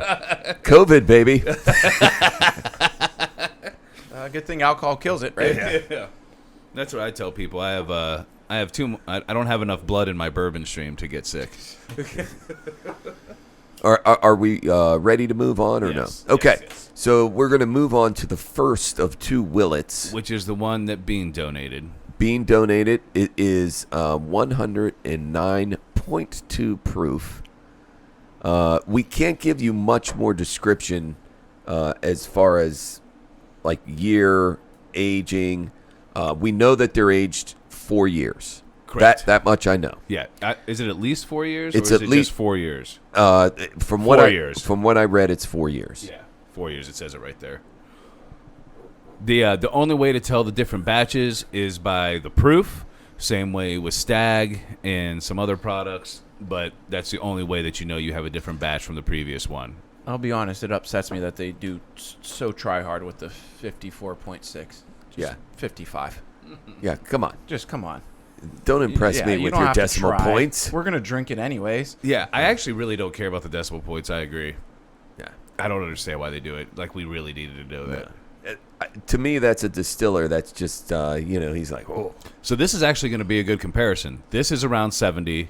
The other one is 76, the Whistle Pig. So, They got a very similar nose. You ready? yeah. Back up a little. I don't like this. I don't like that. To You're me, a madman. To me, the first time I tried No this, lid? to me, the first time I tried this, I said cinnamon apple. That's what I had. Well, I get cinnamon right away on the first I whiff. think it's similar to the Whistle Pig nose. So these are pretty hard to find. Would you agree, Dave? Yes. Although I did find the other batch that was just an added bonus. I just found it online, and the price was not that bad. It was $65. I get like cinnamon apple pie. Yeah. It's like almost like the skin of the apple more than the juice of the apple, actually. I'll tell you what, the last 3 have been pretty good on the nose. Yeah, cinnamon apple. Well, man, starting with that. God. Yeah. These Rye's Calm got down. a nose Calm thing down. going Take on, it man. easy over there. Easy now, Tiger. It's really bugging me out how much I've enjoyed these noses. Like it's really Rye might really have the nose down. And I never expected it from a rye. wow, that is like cinnamon apple pie. It's good. Like you were talking about the candle for the. I want a candle of this. Mm-hmm. I probably could get this though at like a Bath and Body Works. Probably no problem.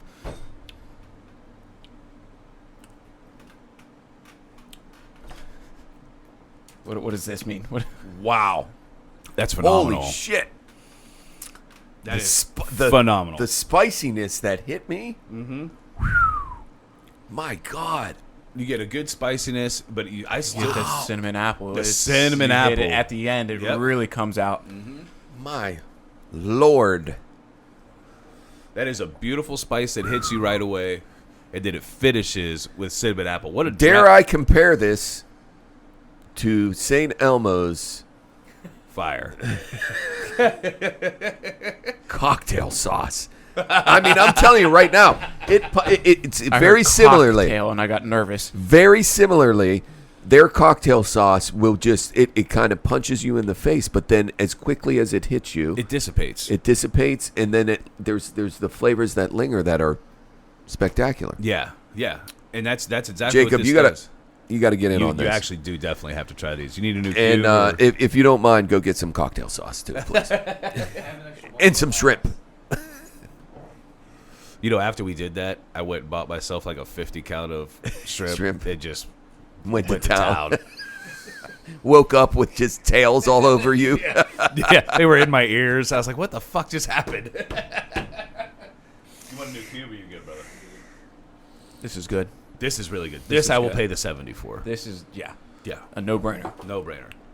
And I'm telling you, that site, I could not believe it. I believe it was 65. Now he pulled it up Yeah. at 66.99 on there. Yeah. This is phenomenal. It's going to be interesting to see the difference, though. I wonder how similar and different. I can't imagine they're too off. You wouldn't think, especially if they're using basically the same mash bill. But And I do. I mean, we don't know. There's not a lot of The information. nice thing about this is you do get the alcohol, but it's not an overpowering alcohol burn. It's Yeah, a nice that's for spicy, sure. and it's That's what I was gonna say. I think sometimes, especially with me when I first started, you have a hard time distinguishing between the spice and the alcohol burn. I think this one is definitely more of a spice burn than an alcohol Right. burn, but you do get the hints of the alcohol. Yep. It's like just enough that you want. It Yeah. it hits you. It's not, you know what you're drinking, but it's Yeah. but what are we, 54? Mm-hmm. That makes for 54. It's a big I boy. mean, it's a big boy. And I hate that this one just says fruit and doesn't actually have apple on there because there's apple. I can't. I mean, I've never I get ever more. apple, Yeah. and we've had apple for most of these. I feel like See, I get more cherry than I do apple. Do you? Yeah. Let me go get it. Hold on. I feel like you and Manny especially are like stuck on apples right now. I agree. Thank you, Jacob. It's like apple. I kind of get cherry too on that. You get cherry? I get cherry. I still get apple though. I get some cherry, but I'm getting apple. I'm for sure getting apple. It's a combo. I get like when I smell it, when I taste it, I literally think of like cinnamon apple. That's like what And I pops get in to- my head. listen, I get the you cinnamon gotta say for it right. sure. Cinnamon. Oh, cinnamon apple.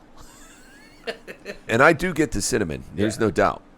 But I'm not getting the apple. So you don't think like I don't know if you've done it recently. When I was a kid, I used to get applesauce with cinnamon all the time. And Yeah. that's what this reminds me of. Really Yeah. interesting.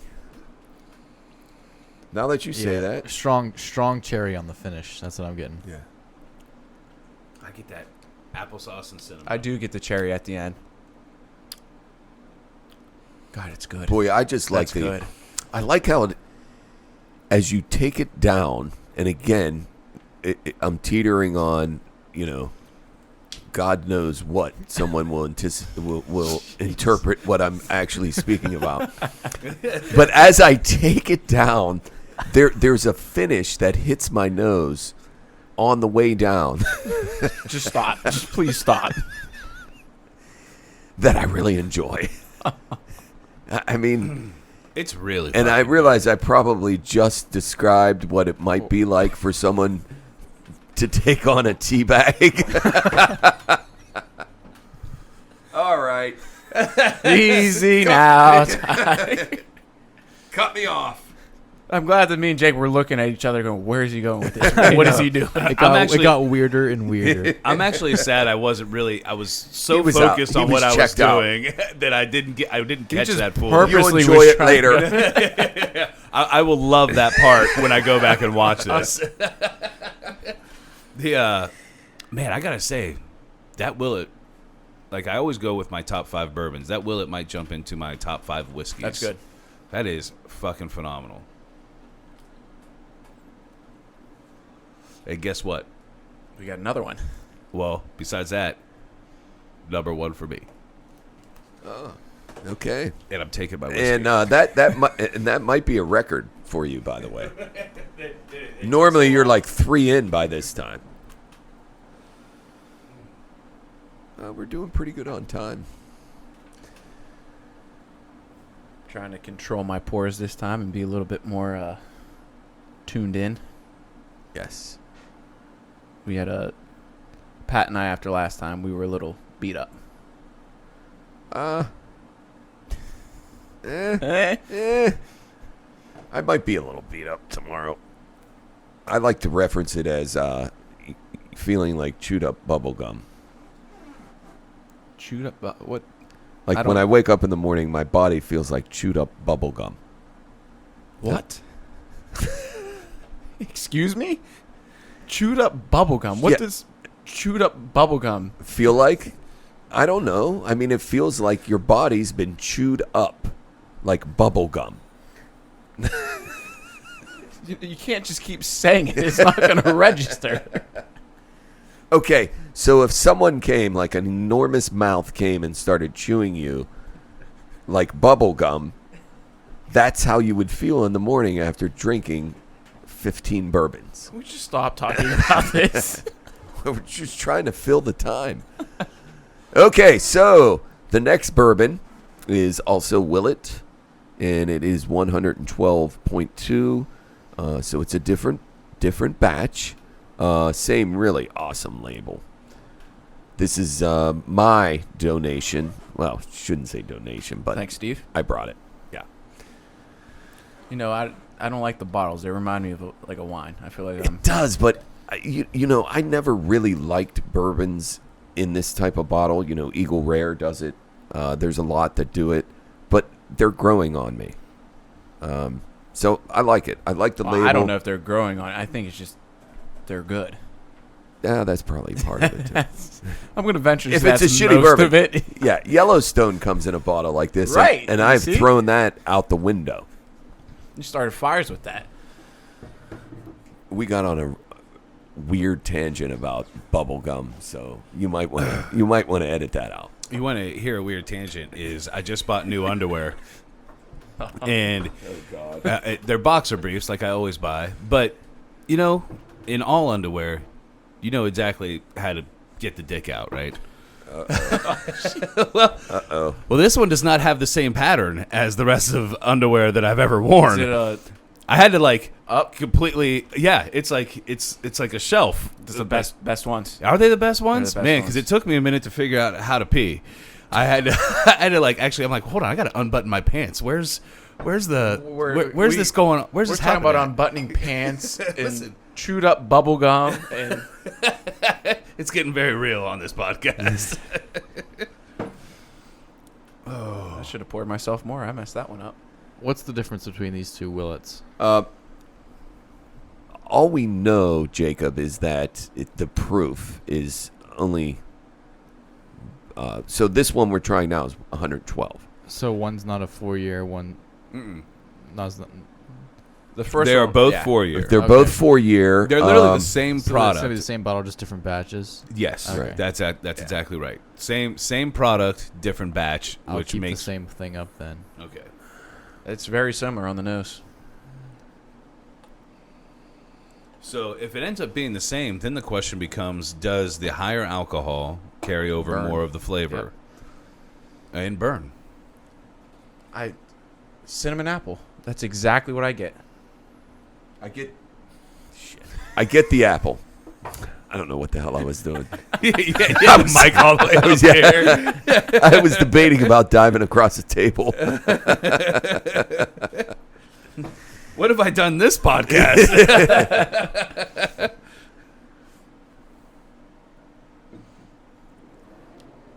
I got to tell you, maybe my favorite part of the last podcast we did is you. It was the first time you were really upset with me.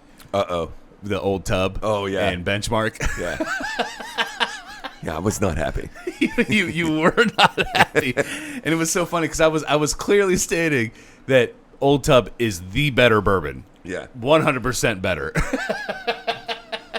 I said it would be easier for a noob to drink benchmark.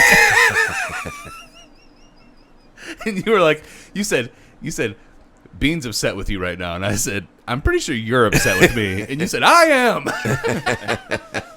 I loved it. When I went back and watched it, I was laughing my ass off. I didn't pour myself enough. There is a subtle difference for sure. Mm-hmm. This is more cinnamon. Yeah. I would agree. More cinnamon. Yeah. I think I like the other one better.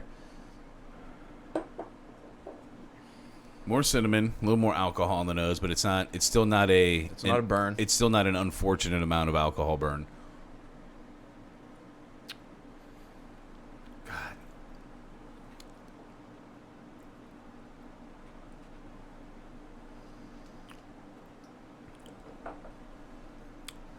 I think they're different. They're more different than I thought they would be. I know. On the taste, they're definitely more different than I thought they would be. I don't get nearly as much apple on the taste. I'm not getting as much fruit on the taste. I'm getting a lot more cinnamon, a lot more of maybe what you expect from a rye in the spiciness. Yeah. I think it's spicier. Spicier for sure. Yeah. I totally agree with that. That's amazing, the difference. Mm-hmm. And the alcohol difference isn't even that much. No, 3 proof. Yeah. I mean, Yeah. what's that equate to? Like 1.5%. I'm obviously drunk. I just sniffed the mic. That's okay. Manny was sniffing an empty Glencairn earlier. Listen, I think I'm probably the most sober one here right now, too. That's I don't know about that. I lead on that I'm drunk. I actually have it together. I don't know. Your mic was above your head for a minute there. I was thinking about diving across the table. I'm still upset with Dave about the. I was just going to say, all of a sudden it popped in his head about the benchmark old tub argument, and he was like, I'm about to fuck Dave up. I'm gonna throat punch him. Oh, shit. Oh. I think I agree with Manny where I think I do like the first one better. I don't know if I can go that far. I really like them both a lot. They're both good. I mean, that we're really nitpicking here. Yeah, and I mean, you kind of have to. I mean, that's the purpose That's the of point it. of it, yeah. Like, I will agree because they're both amazing. It's almost like if this ended up being the number one on your list, it could really just be like 1A, 1B because they are so similar. Yeah. Yeah. I'm going to add a little water. I think maybe the water will take away some of that spiciness. Yeah, I don't know if we dropped water the last like 5 times. I've I don't dropped think water so. on I all don't of think them. we did. I know I'm about to drop trowel though. And we're back. This is what Bastards of Bourbon is all about. Oh my God, he's dropping trowel. Doesn't he realize there's a video? I'm going to tell you guys this. If you guys are ever thinking like, you know what, I have a friend. I wonder how good of a friend he is. Do a podcast with him. Because me and Steve always been friends. Yeah. Like in some portions of our life, maybe acquaintance type friends. And through podcasts, he's become like a brother. Yeah, no, there's no doubt. Now I'm showing up to golf courses at 8 o'clock in the morning just to go through pain. Listen, that's more fun than playing golf. You kidding me? There's rarely a day that goes by that we don't text each other. Yes, correct. So Correct. and if I go a day or two, I'm like, oh, I got to text Dave. Withdrawals. I think the same thing. I'm like, well, I gotta text Steve. Let me try to get a new note from some of these bourbons. Oh, by the way, I found out what that 1915 was. Oh, please enlighten me. Yeah. So for those that didn't get the picture from me, I found a picture of it was on a bourbon Facebook page. It was a bottle of Old Forester 1915. Yeah. It was a custom-made label that a bunch of people did with each other, but what they did was they just took the 1920 and the 1910 and did 50-50 bottles. Half and half. That sounds horrendous. Which for me and Steve might be like, For Manny, he's like, why would you ruin 1920 like that? That is the worst thing I've ever heard in my life. I mean, he's going to use 1910 to like take paint off of. You talk about cement Yellowstone? floor. That is Yellowstone for me. Yeah. Well, did you watch the BJ episode? I did not get to see that one yet. BJ also hates 1910. I talked to him about it the other day, and we were. Yeah. Normally I used to be really quick, try it, don't like it, done. Now I'm trying to drink them more and Right. let them. You have to. Yeah, because you have hated to. E.H. Taylor I years did. ago. So Yeah. same. Well, that was like my first few months of bourbon. Yeah. Yeah, and I believe your exact words were, "That bourbon is trash."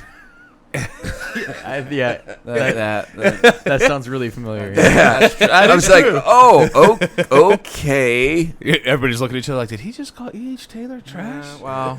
It's okay. I'm sorry. I didn't mean to bring that up. That was It's a low. okay, That's it's a low true. blow. Now, Go ahead. Finish with your story. Yeah, yeah.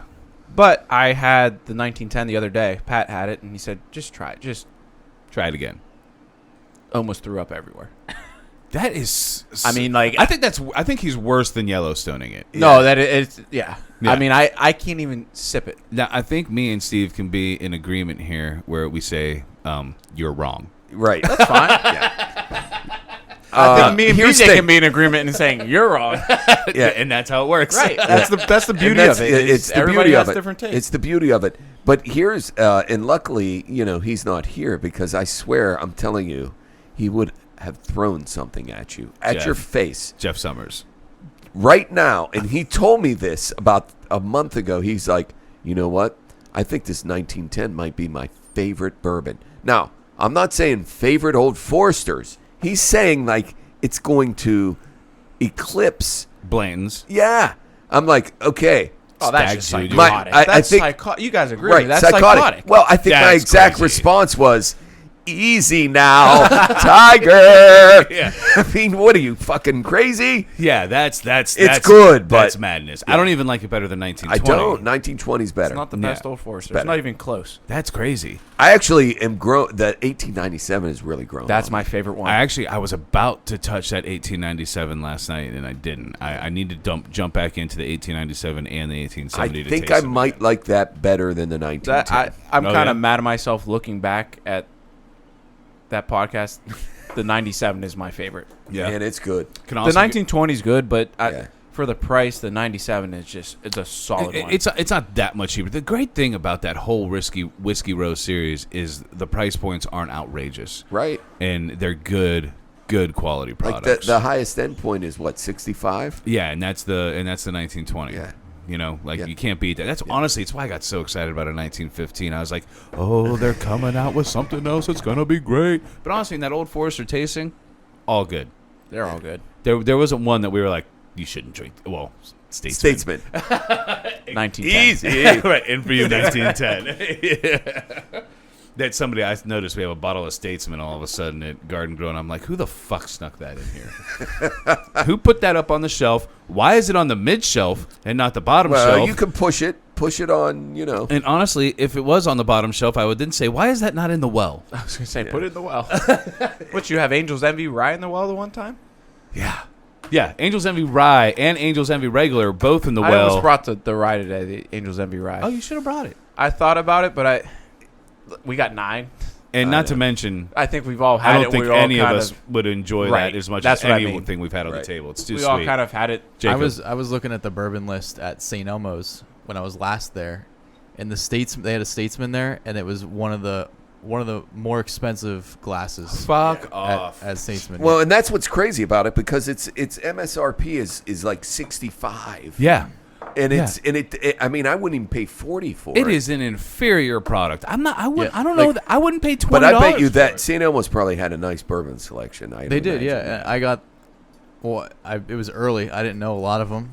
I went with the Weller because I knew what Weller was, so Yeah. I went with that one. B to the J, Brian Joyce / Hot Carl making an appearance. Well, But that was the Statesman was more expensive than getting a glass of Weller. What's that, brother? You want Yeah. a glass? that's What Weller crazy. was it? Yeah. Yeah, did you get the antique or Actually, the you don't mind special drinking reserve? the- It was the special reserve. Yeah. Ocean 20. Finish that off, and then I can't wait to go back there. I don't know. Take the It's not like selection. I'm going to be in Indy anytime soon, but I'm going to make up a reason or an excuse to go back there just to go to St. Elmo's. They had a big list. It was surprising. Yeah. Yeah. Big list of bourbon. we set up the couch for you if you want to sit over there, or if you just want I to love stand and hang the out Jimi there. Hendrix shirt, by the way. Love it. Yeah. Yeah. I'm actually, I don't know. Do you guys know each other? Yeah, we met before. Yeah. Yeah. I mean, I told him, I was like, I just got to see him. And then as soon as I saw him, I was like, oh, yeah. Yeah. And then We this is met before too, actually. this is Was I Manny. sober? It was after Bastards of Bourbon, though. That's the key. Wasn't sober. Oh, yeah. Definitely not sober. It has been a couple months, too. And he's not sober now. So he's I'm yeah. okay. And obviously, you know Jacob. And then you How's it know going? this is Olivia, Jacob's girlfriend. Hi, Lydia. Nice to meet you. She's the one who's bringing the class to the room. Yeah, because we all know we have none. None of you guys are. Oh, God, no. I mean, it's a wonder I'm not shirtless by now. He did How threaten long to you come. guys been going? About 2 hours? I don't know. Well, we started after 6. There's some stuff to do. Hour 40. Yeah. And we only have 2 left, so we're doing good on well. time. We're actually doing really good on impressive. time. We're That's doing good really on time. impressive. And I don't even remember what the fuck I was gonna say. So, what would you like to drink, brother? I don't know, man. You guys are the bourbon experts. I would say give him some of that. Yeah. Give him some of that water. We'll give you the 109 because that was the consensus between all 3 of us that this is the better of the 2. It's 2 different batches. Hard to find. Go ahead, you pour your own. I tend to pour heavy. I like No, really? You know, Brian actually, he does like whiskey a lot. He probably prefers Irish and Scotch, maybe. Scotch for sure. Yeah, Scotch. but Yeah. he will not drink anything with ice ever. Ice. I respect you. Yeah. Yeah. It's a way to do it. Absolutely.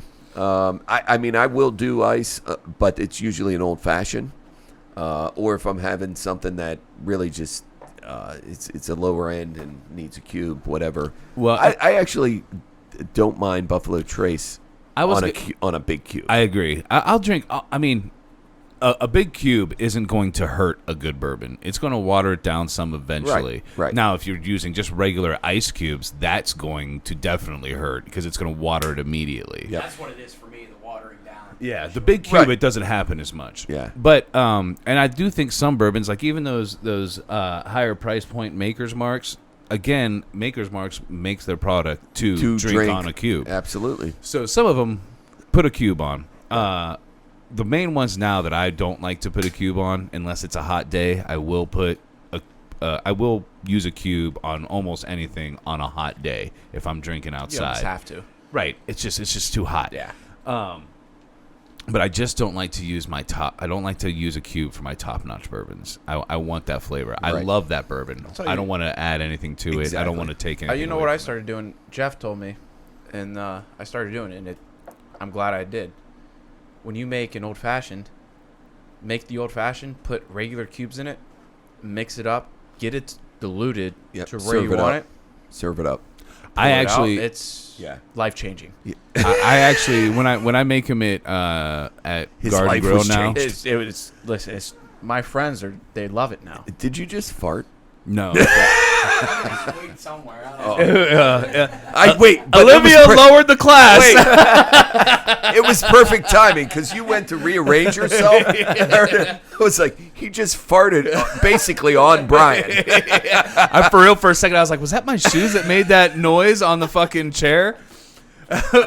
But I will say at Garden Grill now, I actually make my old fashions like that. I used to use a big cube to make it and a big cube to pour it on, and now I actually use just the regular ice. And I do think it does make a little bit It's of a a huge difference. difference. Yeah. It's a huge difference. If But you actually know what you're I will talking tell about. you, Brian. Drink it. So originally I was an enormous Scotch drinker. I mean, I loved it. So that's how it started for you, too? That's how it started. So I guess I'm going to give you. He's the one just that got me on Scotch and also bourbon. Well, So- actually, the only thing I know about bourbon is because of this guy here, so it's indirectly, I guess. Yeah, he's my sensei. So it started Scotch. It started Scotch, and then it bled a little bit into Irish whiskeys, and I love Irish whiskeys. I mean, I love them. I think And- Irish whiskeys would actually be my number 2 now. Be bourbon, Irish whiskey, Scotch. Yeah. Sorry. So I was rearranging my bar last night, and I found some really good Irish whiskeys that I forgot I had because I've been drinking so much bourbon. Anyhow, then eventually it moved into bourbon, and of course it has stayed there ever since. But that was the progression, and it sounds like you might be on the cusp of that. I started Irish whiskey, then Scotch. Okay. So I'm a little bit, but Okay. I gotta tell you, these bourbons are good. Yeah, they are. You Well- guys got quite a selection here. And you're actually on rye right now. We're on rye whiskeys right Yeah. now, which a lot of people, for us, I think they're almost one and the same. Interchangeable But for me. They definitely have a difference. Yeah. But I love them both so much that I always end up saying bourbon even though it's a rye. Right. Yeah, and they're predominantly made the same way. It's just the fact that instead of 51% corn, it's rye. Yeah. And it can't be considered a bourbon unless it has at least 51% corn, so Right. they can't put that on there. Yeah. And for that one, just so you know, the notes we had on that were predominantly cinnamon and apple. Yep. A lot of spiciness on there's the some spiciness. Yeah. I'll tell you what, I'm scared that we have done Pikesville a disservice by putting it after Willet. I know. I'm I'm scared. excited to try this one because I've heard But- so many good things about it. We both love I know. Pikesville. I'm excited for this one. This is So- actually the one I wanted to try the most. Where do you Okay. guys get all these at? Online? Any way we could get them, Yeah. brother. We You sell, don't wanna know. I mean, I'm it- not a connoisseur, so I've So never seen so any I of would these say bottles. more it's by foot, and by foot I mean, getting like actually physically going to liquor stores. But I mean, we also do online too. We also do online. We also have what we're now calling ambassadors. We have our, what do we call them? What do we call Bean? The Grand Ambassador. Yeah. Bean gets us a lot of stuff. So we got guys like that are just out there looking for us. Yeah, and sometimes they donate, sometimes they just find it and then we buy it. But yeah, we go through quite a bit of trouble to have this, I don't know, 80 bottle, 70 bottle collection. So we're, pardon me. I was going to say something about that. I'm glad you grabbed that off the. Yeah. Okay, so Pikesville Rye, as I mentioned earlier, this has been my favorite rye probably for the last year, maybe two. I would like to interrupt real quick because it's Sure, a story with please. me and you at Pikesville. First of all, Pikesville was the first rye I had ever had. And the first time I ever had it was at Garden Grill Steakhouse, Weirton, West Virginia. And you were like, the best price point in here is that Pikesville. So we started drinking. I was like, oh, fuck, I love this. What was it? 12. Yeah. Yeah. 12 or 4. Yeah. So me and you, we were actually getting ready to leave. And we both stood up from our chairs, and then the new bartender had taken over, and we saw that she was not only not measuring her pours, but pouring heavy. And me and Steve were like, we can stay for another. See, I knew I liked you guys. Oh, well, wait, she's a heavy pourer. Yeah. We were like, oh, yeah, we'll have another. Oh, yeah. Yeah. And is it still the same price point? I We're don't- actually out of it. We're trying to get it back in. Okay. But yes, it So- will be the same price point. So it's I wouldn't say it's hard to find. It's hard-ish. Hardish, yeah. But it was voted the Rye of the Year in 2016, which is kind of cool. But here's another cool story about it. It was originally made in Maryland, in, I believe it was Heaven Hill. Is it Heaven Hill? I don't think it was initially Heaven Hill. Yeah. I think Heaven so Hill. Heaven it is Hill, but Heaven they Hill bought it. bought the rights Right. to distill it. They bought the mash bill and everything, and it has just taken off since. Yeah. It's so good. It's phenomenal. 110 proof. I am worried about the fact that it came after the Willet. I know. Maybe we should have put it before. It does okay. Ooh, I'll tell you on the nose though. It might be because we're so far along, but I just get alcohol. I don't get alcohol, just alcohol. I've I always- do. Go. No, you go. I do get alcohol, which I haven't from a lot of these. But I've always, with Pikesville, it's always been that way for me on the nose. Yeah. It's heavy on Agree. the alcohol. It's it's in the flavor. It's the flavor, not the nose. You want some of the Pikesville? I went a little too hard walking in the door there. Somebody hand him another Glencairn. He went heavy. Hand him that Glencairn. He's not my brother. You said you pour heavy, and then I was like, well, I guess I got to pour heavy. You guys weren't lying on the black pepper. Well, wait till you get to that Mountain Creek. It's not even up there. But that's basically all I get. Why is your glass? Why do you have condensation on your glass over there? It's because of how deep I get in there with my nose. You snorting it? Is that what we're doing? Oh, for the love of God. Just when you think you've heard it all. Listen, you leave me and my alcoholism alone. This is why we're bastards, right? Yeah. So he's trying to breathe in through his mouth, and he's filling it up with all. Actually, the other part is I actually have the AC unit right behind me. So when I go to That would sniff make like this, sense. when I go to sniff like this, it's blowing right in there. That's why I tend to go over here. So I do have to say, initially, the nose, not even close to my favorite nose. I agree. Like I said, I just get A lot of alcohol. alcohol. A lot of Yeah, alcohol. you do, Yeah, it is. but you can't judge a bourbon on its nose. You can judge a woman on its nose if you want. I'm not that kind of person. I go big nose, little nose, doesn't matter. I like how Jake got the liner notes. I need that because I don't know near as much about this shit as you guys. Well, like I tell everybody initially, just throw shit off the wall. We did do a disservice by putting this after the will. We did it a disservice. I don't. It holds up, but it's still. I, think mean, I'm telling you right now, I think it holds up fine. Now, am I biased? Yes, because I'm a Pikesville lover. And I am too. And I will say, I think if we drank this after the Woodford, maybe even the Whistle Pig, we'd have been like, what the Yeah, fuck? 100%. Here we Here, are. Yeah, 100%. I mean, should it have been like this? Yeah. But we go by proof. And if we went technically by proof, it would have been like this. Low to high proof. Yeah. Yeah. That's the way to do it. it's solid. But I here's mean, the thing: we're comparing it, and I agree, to two Willet ryes that we may never even be able to get again. Right. This we will. Wow, you went back to a sad note. Hey, that's true. on. Also, Sadness. also with this, those ones are oboe 70. This is 40 to 50. Like I said, I found this up in Cleveland, 54. Yeah. This is normally And around I 40 think I 50. found it. And when I will the buy bottle this. I just bought was 50, and that was online. Yeah. That's not you, bad. You bought that for 50? Yeah. Oh, the Pikesville. Yes. Okay, Yeah. sorry. No. No.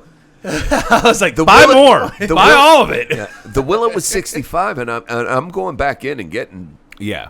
Yeah, As much as I can get. If I see Willet again, I'm definitely buying it. I'm in for. Hey, Brian, can you give me a water out of part that of fridge? I still think I don't think this is far behind the Willets. I don't. No. I mean, it is right there, and I think it's a little better than the Whistle Pig 10. I think it might be. It's hard for me to say. It's something we might have to go back and touch on.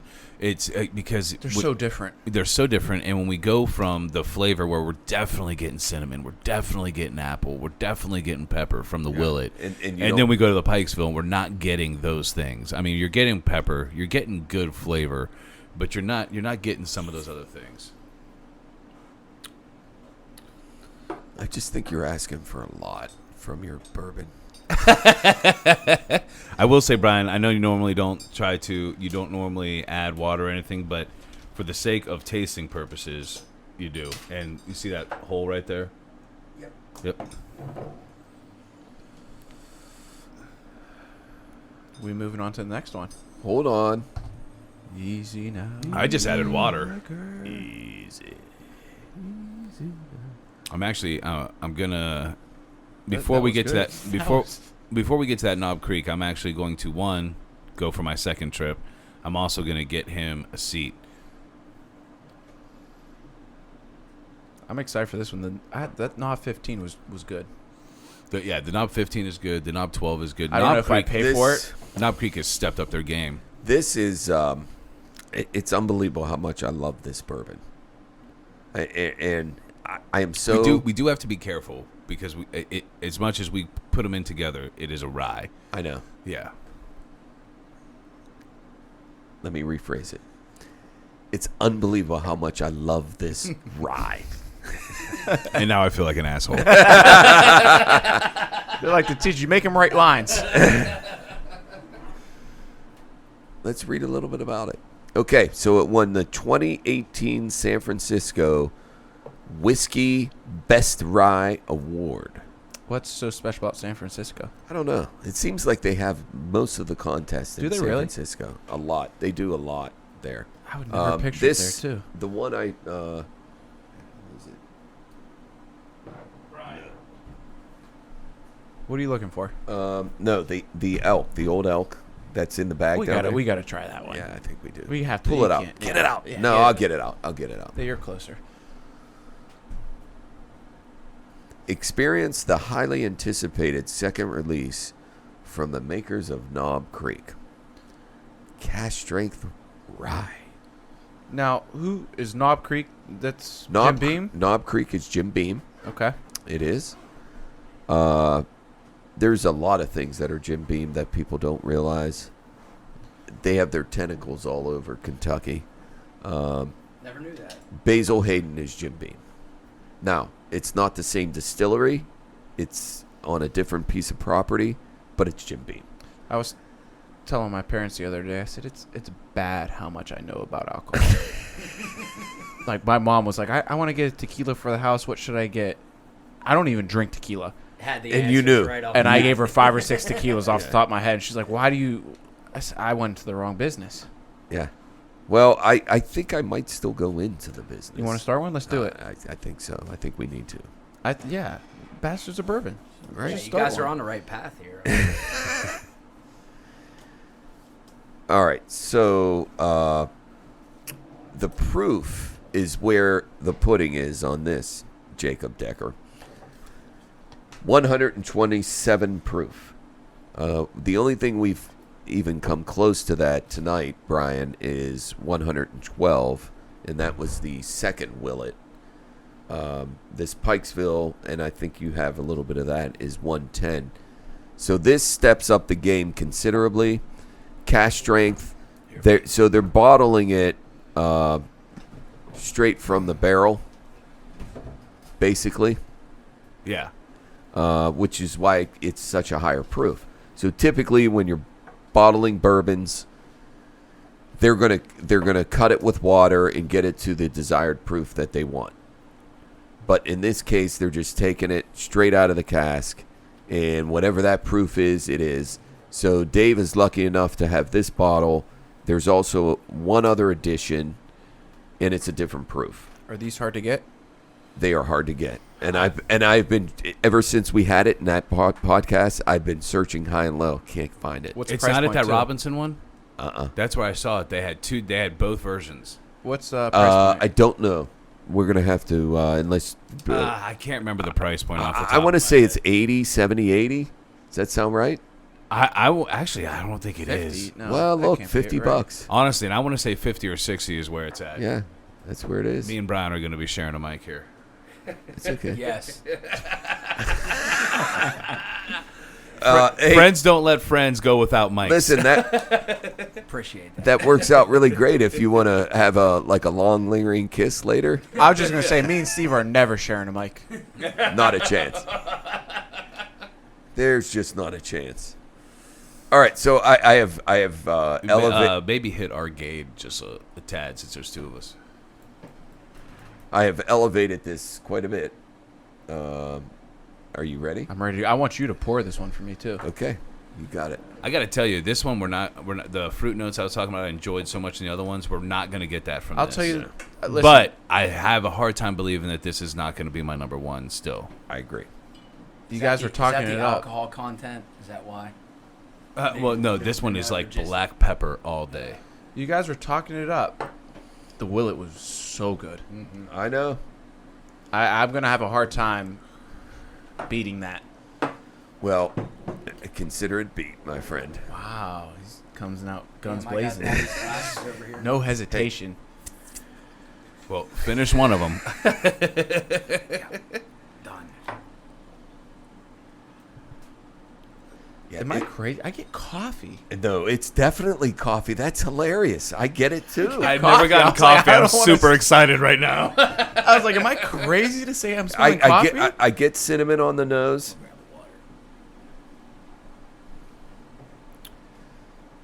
Definitely cinnamon.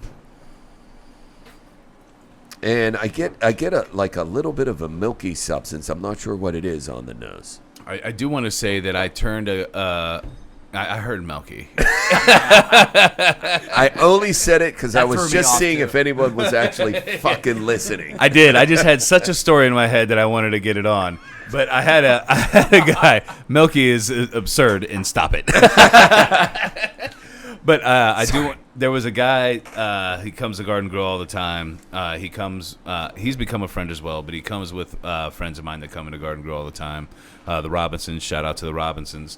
But he came in and he was talking about how he likes higher alcohol, this and that, but he had never drank ryes. It was always just higher alcohol bourbons. So I turned him on to this rye.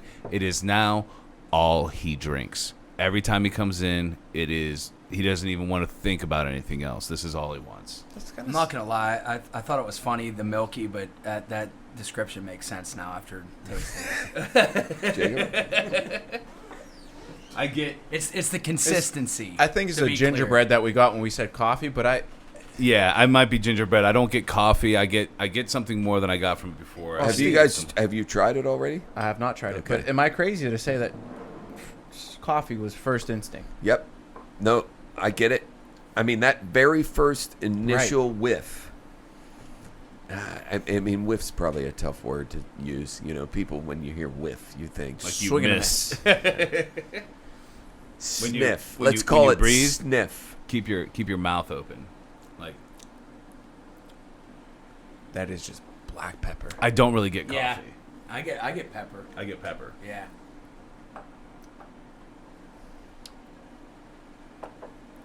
It's different.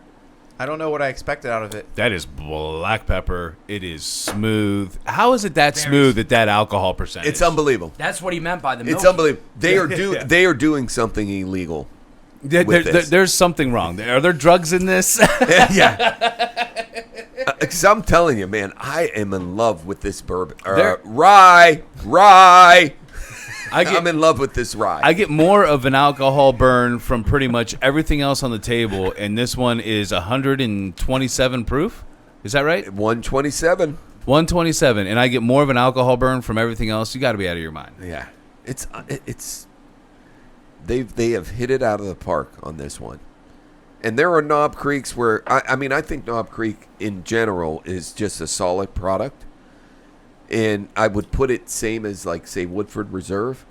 But some of these new things they've come out with have just, I don't know, they've gone to another level. The 12-year, the 15-year. The 15-year was good. Yeah, you're nervous about the 100 price point. I was going to say I would not pay that much money for it, but it was solid. This is only a 50 price At point? 50? Yeah. It's Wow. crazy. Yeah, that's absurd. It is. Yeah, that's insane. They have another rare rye that was over there that I wish I would have bought as well because this is unbelievable. Hold on. Uh-oh. Oh, we got one more. Oh, he's got the regular Knob Creek rye. Oh, I thought we were pulling out the other one.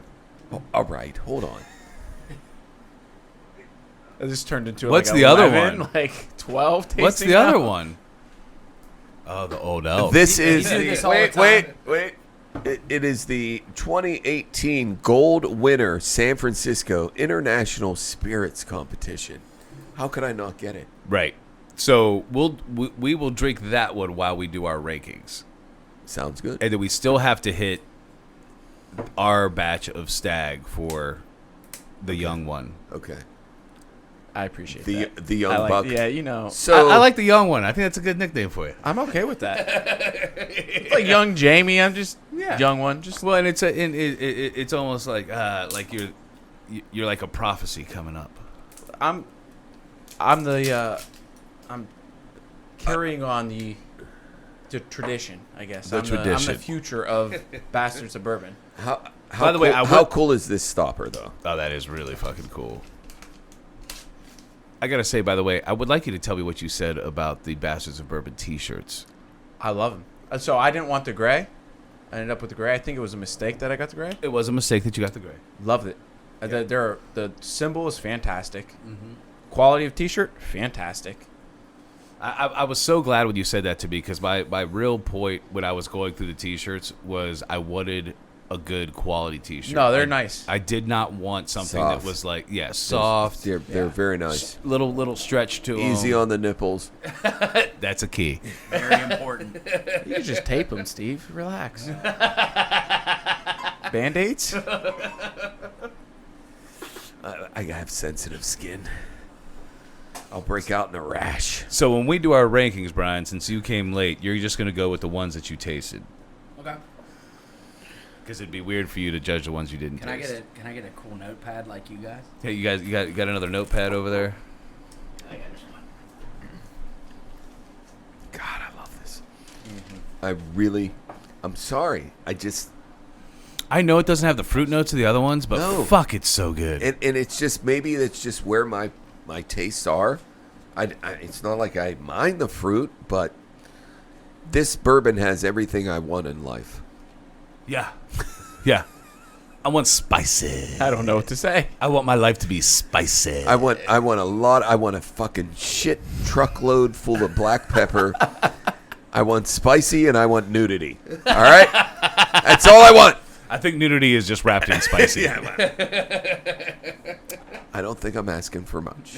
I don't either. I'm on board. Hopefully this podcast takes off so much that not only do we have a sick ass studio, but we have like a grotto.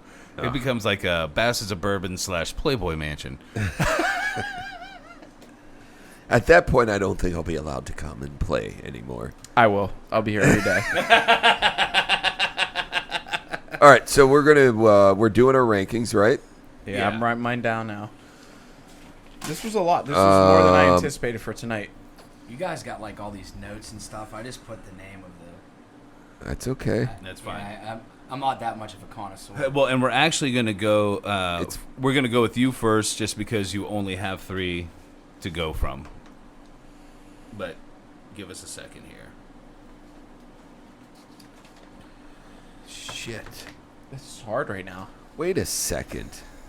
1, 2, 3, 4, 5, 10. You guys got 10, right? Sounds right. There's 10 bottles on there. Yeah. Okay. Thanks. We Jake. said 9 at the beginning, didn't Yeah. we? Yeah, we suck. How the hell did we get a 10th one in there? Or we just can't count? You can't count. Yeah, God yeah. bless him. We're bastards. The, I mean, the, that's... the best part is not only did me and you count bottles, but he also counted on his paper. You wrote them down before we started. I did. We added something. We I had did. to add something. Well, no, I think the Willet I counted as 1 versus 2. That would explain it. Which Willet did I have too? No, I think you had 1. The Brian. one. Yeah, you had the one. Yeah.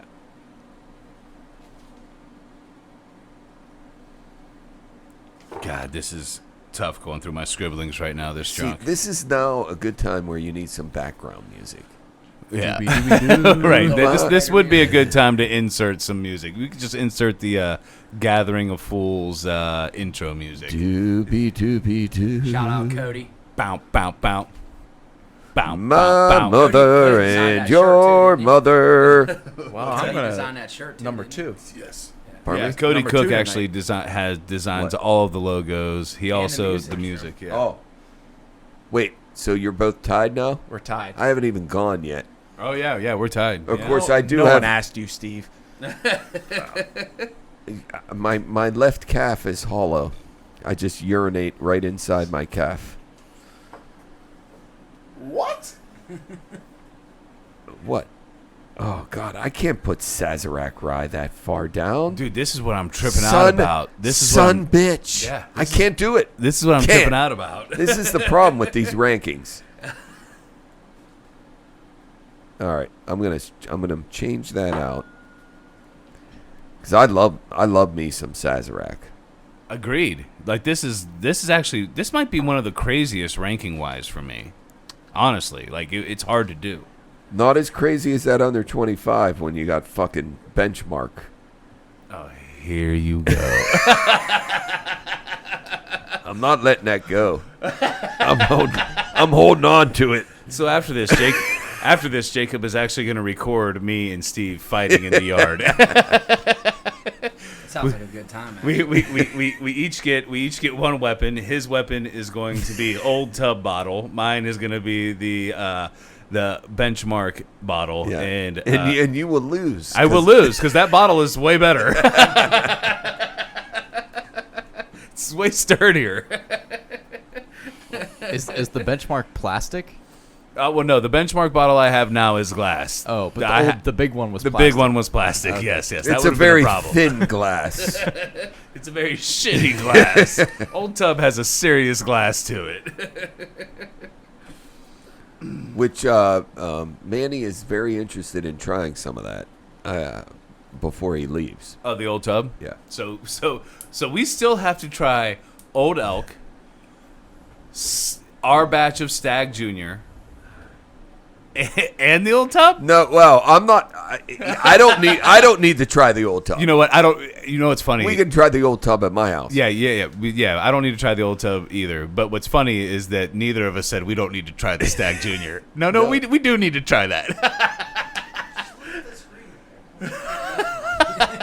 Manny cannot get over the aquarium setting on Roku. I have realized I have 3 6s on my rankings. I'm trying to work that out doing a now. number scale or Pardon me? are we doing a number scale for these? Yeah, then I'm just gonna- like yeah. geez, I'm gonna No, have to you're redo right. it. You're Okay. good. You're good. No, yeah. Just one through. You guys making it difficult. No. It is difficult because I can't. You're I mean, still not done yet? no, because I can't have fucking. This is the hardest one for me. It's horrible. The last 5 were so good. All right, so that's 8. I don't have a 7. I got 2 6s and no We don't 7. want no 7s. No 7s. We don't like 7s. So you play craps, huh? Here and there. We could tell you some stories. I will say I am fortunate to be 24 years old and be able to do this kind of stuff. Yes. I feel like most people my age, they don't appreciate it. They don't understand it. Yeah, as I've said before, when I was 24, I drank from the $5 trough at the bar. I'm like, oh, you have a trough over there that I can drink for Same. $5? That's what I'm gonna do. I sit there and I get Keystone and Yeah. Steel Reserve. Do they even make that shit anymore? And what would the liquor be? Like the cheapest vodka you could find, Kamchatka?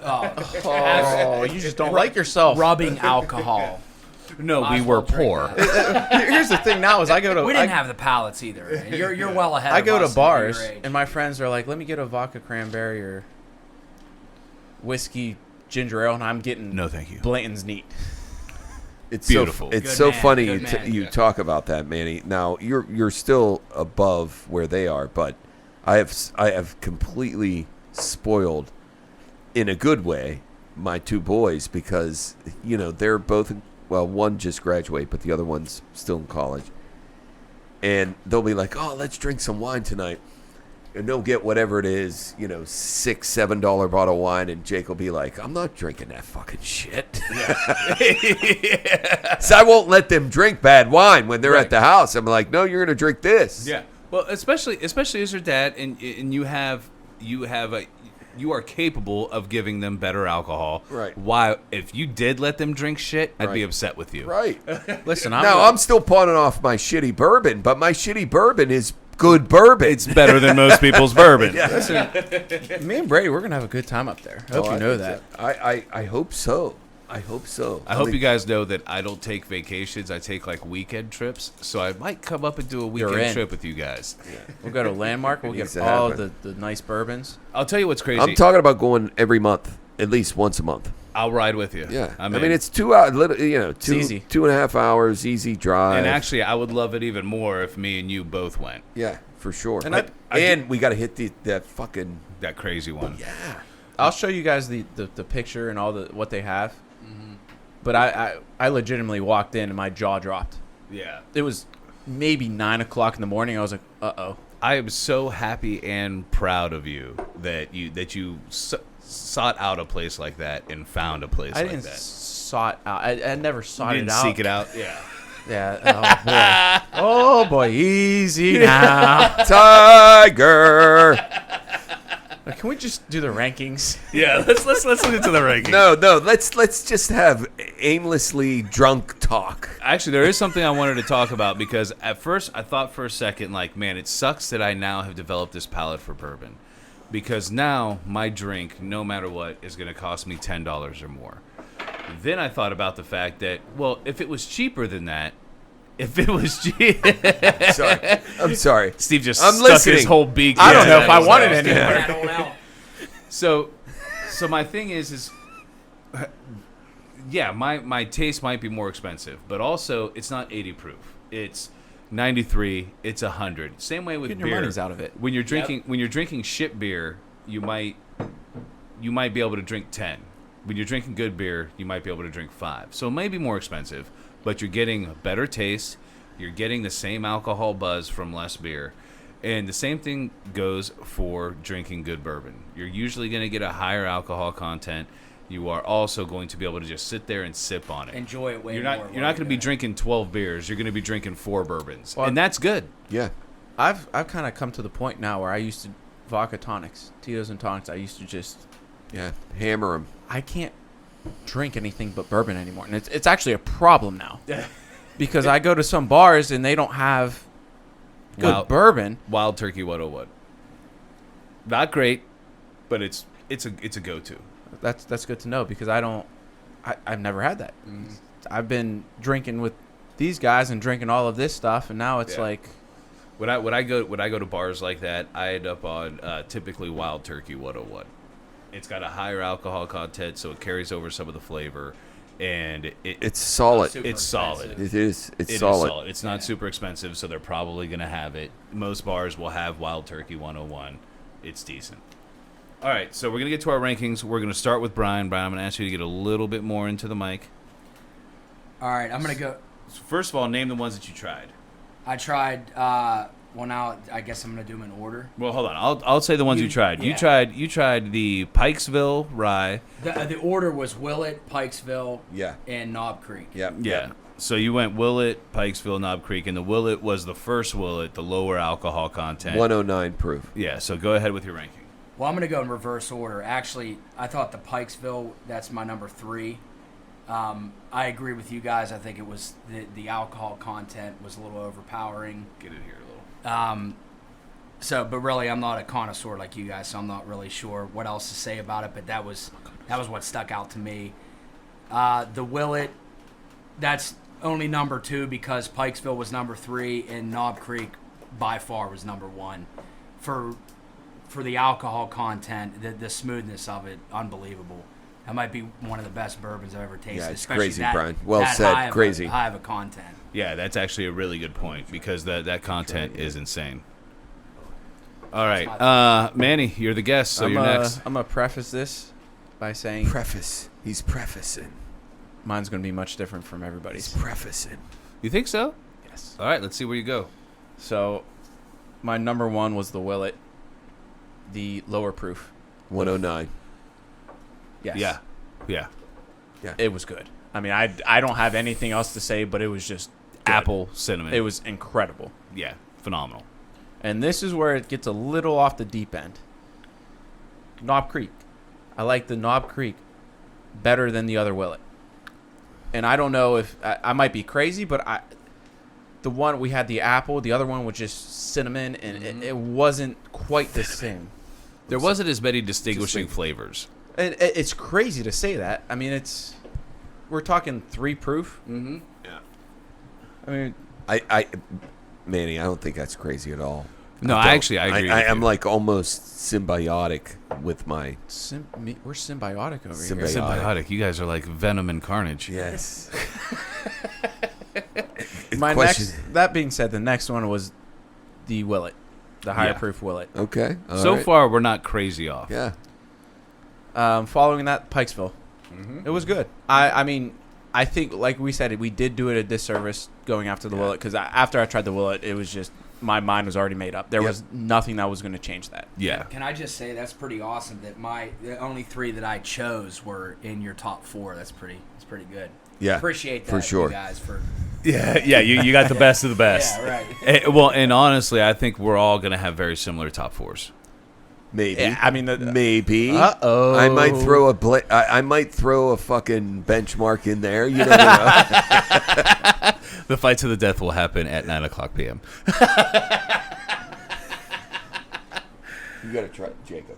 My next one, we just got done with Pikesville, Sazerac. For the price. Oh, yeah. That price I point mean, is for huge.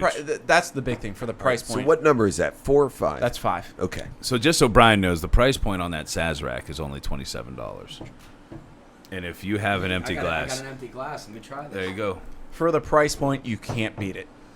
Yeah, I would it's argue. phenomenal. I would argue for the price point that might I'm be. gonna want that. That's probably the best bourbon up here for the price point. For the price point, You're yeah. not going to find Can't beat a it. much better bourbon Good. for that price point. Following that, the Whistle Pig 10, which I was shocked. I did not expect to like the Whistle Pig 10 after trying the 6. But the 10, it was the smell, the nose to me, it was such a good nose. The Whistle Pig 10 is crazy. It was such a good nose, but it was one of the ones with the least amount of fruit. You're right. Yeah. Yeah. No, that's what I mean. I think, like I said, was that the one I compared to the Oceans? Yes. Yes. And that's Yeah. I like the Jeffersons. That's always been I think it's my second favorite distillery. it's fantastic. You can't beat it. Whistle Pig? No. Jefferson's. Oh, yeah. You were like, Dave, easy now. God, he just keeps on just driving it in. It's like he wants to fight. This is ending on the lawn for sure. My next one was the Minor Case.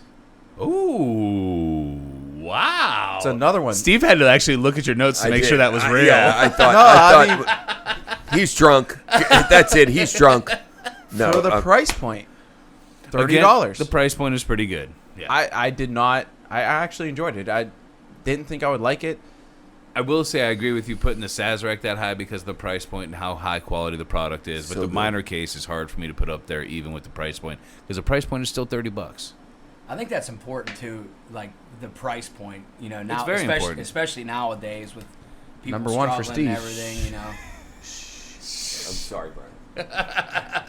That's it. I'm not going 1 though. I'm going 2. Dropping trowel. All right. What do you got next, My brother? next one is Woodford. Okay. So Woodford is at where? Woodford is my 8. Yeah, okay. I like the nose, the taste, mouth. It just didn't. That was the one that was like the first strong apple for us. It was the nose was fantastic. Incredible. But after that, it was just kind of it's just a regular whiskey. On to the me. palate, it was Yes. okay. There This wasn't is anything special about it. thin. Right. Yeah, I agree. will say, we talked about it earlier, that is much different from a normal Woodford Rye. Absolutely. That is night and day. The normal Woodford Rye is You don't not even close to that. No, and you don't even you don't smell apple like that. On No, the, it's not. It's a completely different beverage. Yeah. The next one is the Whistle Pig 6. The piggyback. Piggyback. Yeah, not. Didn't like it. You're right. We're gonna be pretty different. I didn't like it. Yeah. You do agree that it smacked you in the face with tangerine, though. It did, and I usually don't like the fruity stuff. This is where he gets different from us. What did he like? The piggyback he got at number 9. I think this is where he gets different from. Uncle Steve gave me a disappointing look. No. There's nothing. There's no wrong way because they're all still good bourbons, right? We're nitpicking. I mean, at this point, we really are nitpicking. Well, and it's not like we're not going to disagree with you the same way we do about your taste choice on 1910. That's fine. I mean, listen, I'll go out in the front yard right now. 1910, garbage. Listen, I will never bourbon shame you ever because everybody's palate's a little bit different. Well, It's when we do bourbon shame, so we're busting balls. right. We're never doing it. Everybody's palate is it's different. all fun and games. It's all fun. The only person I'm going to bourbon shame is BC, and we'll just leave it at that. BC. BC. Can't believe you don't remember. Oh, Evan Williams. Yes. single barrel. Yes. Yep, got You're it. going back to this. Back to Got earth. He's back to earth. Worst storyteller of all time. All right. And my last one is the big The big deal. deal. That, I mean, it's just I was hoping for more. It is rare, hard to get. I'm very happy to have it on the shelf. But I agree. It was nice to have, but yeah, would I buy it? No. yeah. But I will. I feel like I'm different from you guys as far as I'm kind of impulsive on my taste and kind of like what I like at the time. So I don't like this. This makes me uncomfortable. Steve is social media the fuck out of you. Easy now, Tiger. But it goes back to what we were saying. It's nice to have kind of different flavor profile. Oh my god. Flavor profiles. Yes. I should go stare at the fish tank a little bit. Well, and it's nice to have stuff that most people aren't going to see. I know in the past we've thought like, hey man, we shouldn't be tasting bourbons that people can't get. But some people can get them, and it's cool to have those involved in your tastings. Well, and here's the other thing too is I've only ever tried one of these. Actually, I had the Woodford, and it's a completely different Woodford. So basically these were all the first time tastings for me. Yeah. And I told you I never really drank much rye. I've never been. Right, we talked about it beforehand. Honestly, the main reason you ended up on this episode is because you just happened to be in town. I was going to say you need it. Well, not just because we. You know what? No, I'm no, leaving. no. I'm out. No, not just because you needed, not just because we needed somebody, but because you happened to be in town. We were like, awesome, Manny's in town. That's perfect. Perfect. Get him on the podcast because I appreciate it. Villain. Anytime. Villain. I'm not too proud to beg. No, but my point was like it worked out perfectly because we're always excited to have you on the podcast. You happen to be in town, a while, so and we've been trying to get you perfect. on. And I still want to get you on Gathering of Fools. And just to, again, piggyback off of what Dave said. Anytime you're in town, That's a pun. Piggyback. We want you on the podcast. Anytime. Honestly, whether it's the podcast or just hang out and drink, we enjoy your company. You know I'm down for hang out and drink. Yeah. Good for that. That's pretty much why we do this podcast. Go ahead. I am curious to see how you guys are different. You guys have better palates than I do and like more mature. And mine matured quickly. You know, it's unfortunate and fantastic all at the same time. It's fantastic. It's not. My bourbon taste may be mature, but my intellect is very immature. Let's call it what it is. Let's make sure we know what it is here. And for me, the only reason I say unfortunate is because it'd be nice if I could have just slowly worked my way up from $10 to $20 to $30. That's what happens. You hang out with Steve, it just you're in it. We're in it, balls deep. Wish I would have went with like waist deep or something. I'll tell you what, though, that Old Elk is good. I tell you what. I was just gonna say I just tasted so it too. smooth. It's fantastic. So smooth. My God. Now we know why it's a medal winner. About to be 3 glasses. Brian's like, I don't know what to do here. You guys been here are for like 30 minutes. Wait. I'm trying to catch up with you guys. All right. Brian's first Bastards of Bourbon experience was coming late, and we keep talking about how good these whiskeys and bourbons are, and he's like, "Fuck, what do I throw me to the wolves over here?" Shit. All right, so Steve, Brian, you're gonna have to slam one of those to make room for the old elk. I'll go with the cheaper Sazerac. Slam that down. I will. Might have been the better flavor. This is the Willet here. Still, Oh yeah, Sazerac. Try the minor. Try too the. much on that. I'm gonna need another taste of the old elk. Well, don't forget, we still have to go to Old Stag, All right. or Old Stag, Stag Junior, and we still also have to hit Old Tub for you. No, we don't have to hit Old Tub for me. Not It's for you. Manny. That's what I mean for Manny. Yeah. So let's All right. So Steve, me or you first? Easy now. Me, I believe it's me first this time. Okay, I think you went first last time. All right, go ahead, brother. Okay. My number one will come as no surprise is Knob Creek. 127 proof, and it's going to be redundant because I feel like the higher proofs are where I go lately. But it's crazy that it's that smooth. It's unbelievable. When I had it for the first time a month ago, I mean, it just blew my socks off. And it's black pepper all over. All day. Yeah. And now, And here's the thing about it. The nose is not that great. And we talked about this at length during the podcast. Yeah, actually, the nose is not fantastic. Yeah, it's just okay. But I mean, the flavor for 127 proof. And yeah, the black pepper can overpower it. But I like black pepper. So for me, it's number one. Not a deal breaker for sure. Yeah. I don't want to interrupt, but I do want to ask. Please interrupt. I want you to. I want to ask. I feel like this is where you thrive. You like ryes. Yes. Okay, that's because like I said, I've never had really ryes, so I feel like you and Dave really, you guys are on the same page with you guys really like ryes. Yeah. I've actually. So yes, I go agree. Steve has been there longer than me. I have just recently, when I look at the shelf, I'm like, man, I want to actually drink one of these ryes. Yeah. Yeah. So when it comes to ryes, I've been drinking ryes for a while, and I've realized, I realized about a year or so ago that I prefer the ryes over bourbon.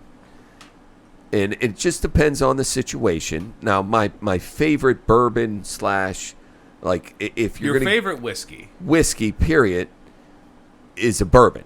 yes. And probably my top 5 has 3 bourbons and 2 ryes in it. That's what I was going to say. Like, even though I seem to be enjoying ryes more lately, Yeah. there are still a lot of bourbons I enjoy more than ryes. It's just the higher level bourbons might be better than what we've had so far to the higher level ryes. Right. But if I'm picking a random one off the shelf, it might be a rye. Yes. I'm And opposite of you guys. Here's what I'm going to tell you about ryes and how ryes are made. Ryes are very hard to make. Much harder than a bourbon. I actually didn't know that. And it is a fickle grain, if you will. I don't even know if that's the right word, but any distiller that you talk to, they will tell you the rye is the hardest thing to make because it's very inconsistent. To be able to get the same consistency of your ryes is very hard to do. So there's a lot more overage or waste, thank you, on ryes. So it's expensive to make for that reason, which is the reason why, for the most part, with the exception of Sazerac, ryes are more expensive. Yeah. Yeah. Anyhow, That old elk just went to number 2 on my list. that being said, Knob Creek's number 1. I mean, we got off on a huge tangent. My number 2 is the 109 proof Willet, Is that which was the first one or the second one? that was the first one we Yes, tried. Yes. Spectacular. Phenomenal. Yeah. Are we all kind of on the same page? We that are the all- first one is Knob Creek. much Yeah. better. No, saying the Oh, first the Willet. Willet. Yeah, Yeah. I agree. So the first Willet is definitely better than the second Willet. And for my reasons are that it was just a little bit smoother. Yes. There was the sherry and the cherry. I mean, it was great. You can pick out more distinguishing flavors. Yes, yeah. And it's crazy that 1.5% proof would make that much difference. But it did. So my third was the 112, so the second Willet. Yeah. And that's just a little bit spicier. Those are my notes. My number 4 is Pikesville. And I don't really need to talk much about that because I've already waxed poetic on it, I feel like, long enough. But it is... like the it- terminology. It is my go-to rye. It Agreed. will always be my go-to rye because these, Brian, I mean, we're probably never going to see these at a bar. He's holding the Willets right now. Yeah. The other. We're never going to see the Willets. Which one did I have? The Yeah, lower the proof one. one? Yeah. I mean, chances are we're not going to be at a place. Very good. Now, there's a much better chance you're gonna see Pikesville. So when you see Pikesville, get it. Same thing with the Bottom Knob, line. Same thing with that Knob Creek. It's going to be harder to get. I've never Actually, seen this I've- ever. But you know what though? It is got at it. You Garden got Grill it, I Steakhouse. Shameless plug. Shameless plug. It is at Garden Grill Steakhouse. My number 5 is Whistle Pig 10. I'm a huge fan. It is smooth. It's got a nice floral combination, and it's complex. I'm a big fan of it. My number 6. I had to scratch out several times. Bear with me here. My number 6 is Sazerac Rye. Ooh. And I waffled a little bit about it, but I put it above the piggyback, and I like the piggyback. And my piggyback is 7. This was the hardest for me to rank. Yeah.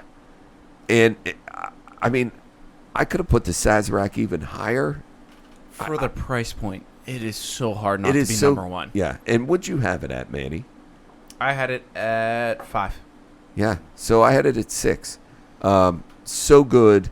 It is a no-brainer. Anybody. If you see it, it is a little hard to come by. Yeah. But if you see it, grab it. So the vanilla, the smoothness of it, it's full of flavor. It's not as spicy as a lot of the ryes we had tonight. It's just not. Correct. But it is still, I mean, it holds its own. Yeah. I mean, it definitely really does. It drinks like a $50 or $60 rye. Yeah, without a doubt. Yeah. Number 7 was the piggyback. And, I mean, my notes here are tangerine and really like the cardamom. You made that last part up. I did. And I like cardamoms. My number 7 was the Woodford Rye, and I almost feel kind of sad. Or 8, sorry. 8, Woodford Rye. I almost feel sad making it 8. Because that nose is We were unbelievable. just talking about how good the nose was. Yeah. And that's not even going to be up there for any of us. But Yeah. it's a damn good rye, and I would tell anybody, like, buy that rye. Once again, Yeah. though, this is a different rye. This isn't the normal Woodford Rye. No, it is We not. have to let people know that because they are vastly different. Vastly Yeah. different. This is night and day So from it's what you would normally get. Brian, it is a store choice. Yeah, it is They- a store pick. A store went to the Woodford distillery. They tried a couple different barrels. They picked this barrel. Store did a good job too. The store did a great fucking job. That might be my favorite Listen, that's nose gonna of all time. that's gonna Now be think- us when we Think get our about barrel. this though. When the Hope we store do that. Yeah. So when the store went down there and they were trying barrels and picked it, do you think they just drove right back up, or you think they had to stay the night because they were too fucking hammered? I know when we do ours, we're definitely staying the night. we might. They're gonna be like, Like 3 nights we might have to stay. They're gonna say we've never had people try so many barrels. Yeah, they were like, wait a second, you're picking a barrel. You don't have to drink a fucking barrel. We're like, yeah, we'd like to sample those 2 Blanton's barrels, and they're gonna be like, you guys are here for Buffalo Trace. Like, yeah, but we got to try those. We might Take change our me to mind. Warehouse H. I want to be in Warehouse H. And staying the night's not staying at a hotel; it's staying there. No, we're Yeah. sneaking into the Sleeping, warehouses. sleeping We're on the sleeping barrel. with the Sleeping on barrels. yeah. We're gonna sleep on the barrels or in the yard. And No no big bellows. surprise. My number 9 is minor case, and I didn't hate it at all. Actually, not hate it. I actually enjoyed it tremendously. Good for Yes. the price point. Again, Excellent for the price. very very important to point out. It's just in this lineup. I would take that minor case rye any day of the week. Yep. I would drink it on a rock and be extremely happy with it. So I'm not, just because it's 9 doesn't mean it's bad. It is very good. And at $35, Yeah. It's- It's a good price. Man. yeah, yep. And then my number 10 is Big Deal Rye. Again, not bad. It was thin. It was thin. But I didn't hate that either. They had Didn't hate a it. lot of competition tonight. It had a lot of competition, and I don't know what the price point is. I wish I did. I'm gonna find out from Bees, but it's good, but it also at the same time almost doesn't compare to the rest. And I'm going to guess. And then when you find out from Bees, you let me know. But I'm going to say it's $30. I'm hoping that's where it's at Yeah. because I think that's an okay price point for it. Statesman, $60. $60. Fuck off. I was so excited when I first got Statesman. Man, I was texted he. Dave. I was like, listen, I got a hold of the Statesman. He's like, have you had that yet? Because I had already Yeah, tasted you it. had. I was like, no. I go to liquor stores. There's 15 bottles on the shelf. I looked it up. It was $17 a glass at St. Elmo's. That is fucking absurd. Are you shitting me? That's No, fucking I can pull crazy. it- I can pull up Blanton's that. for 15. Well, no. Here's the thing: is Statesman, because of the price point, that is probably restaurant standard. Yeah. But when you have a shit product, you lower your fucking standards. So are we spoiled? Yeah. Well, but they don't know they have a shit product. No, it's shit. Are we spoiled? I mean, are we too We're deep spoiled into to it? an extent, but it is Yeah. a shit product. But here's the thing: people out 17. there think Statesman is a great bourbon. I'm telling you, They Dave. got That's the fucking crazy. I know. 1920 for 18. dude, honestly, the Parksville same Rye, Parksville, the same thing Pikesville, happens with 15. Weller Reserve. There are people out there that think Weller Reserve is amazing. right. And I just told there you are people that's over there that put it over 107. I know. Are you out of your fucking mind? Yeah. I can get handles now of that. Of the 107? No. Oh. I wish. Listen, I told you the story. I tried to. They had 107 and they had 2 bottles of E.H. Taylor. And I walked in, I bought one of each, and they said you can only get one per customer. So Yeah. I left. I came back about 6 hours later, changed shirts, put on a different mask, walked in, asked them for it. They said, no, one per customer. I said, I'm a different person. Come on. There are two things I want to say. One, the Weller Reserve, when we did it on the under 25 tasting, Steve, was not as bad as I remembered it to be, Right. but still not great. No. Now, what I will say in that under 25 tasting, I probably would have drank any one of the under 25, including the H&H, including the Benchmark, over the Statesman. Yes. There's no doubt. Yeah. There's no doubt. And we're talking about a $65 bourbon versus a $10 bourbon. I think you guys give the Weller Reserve a bad rap.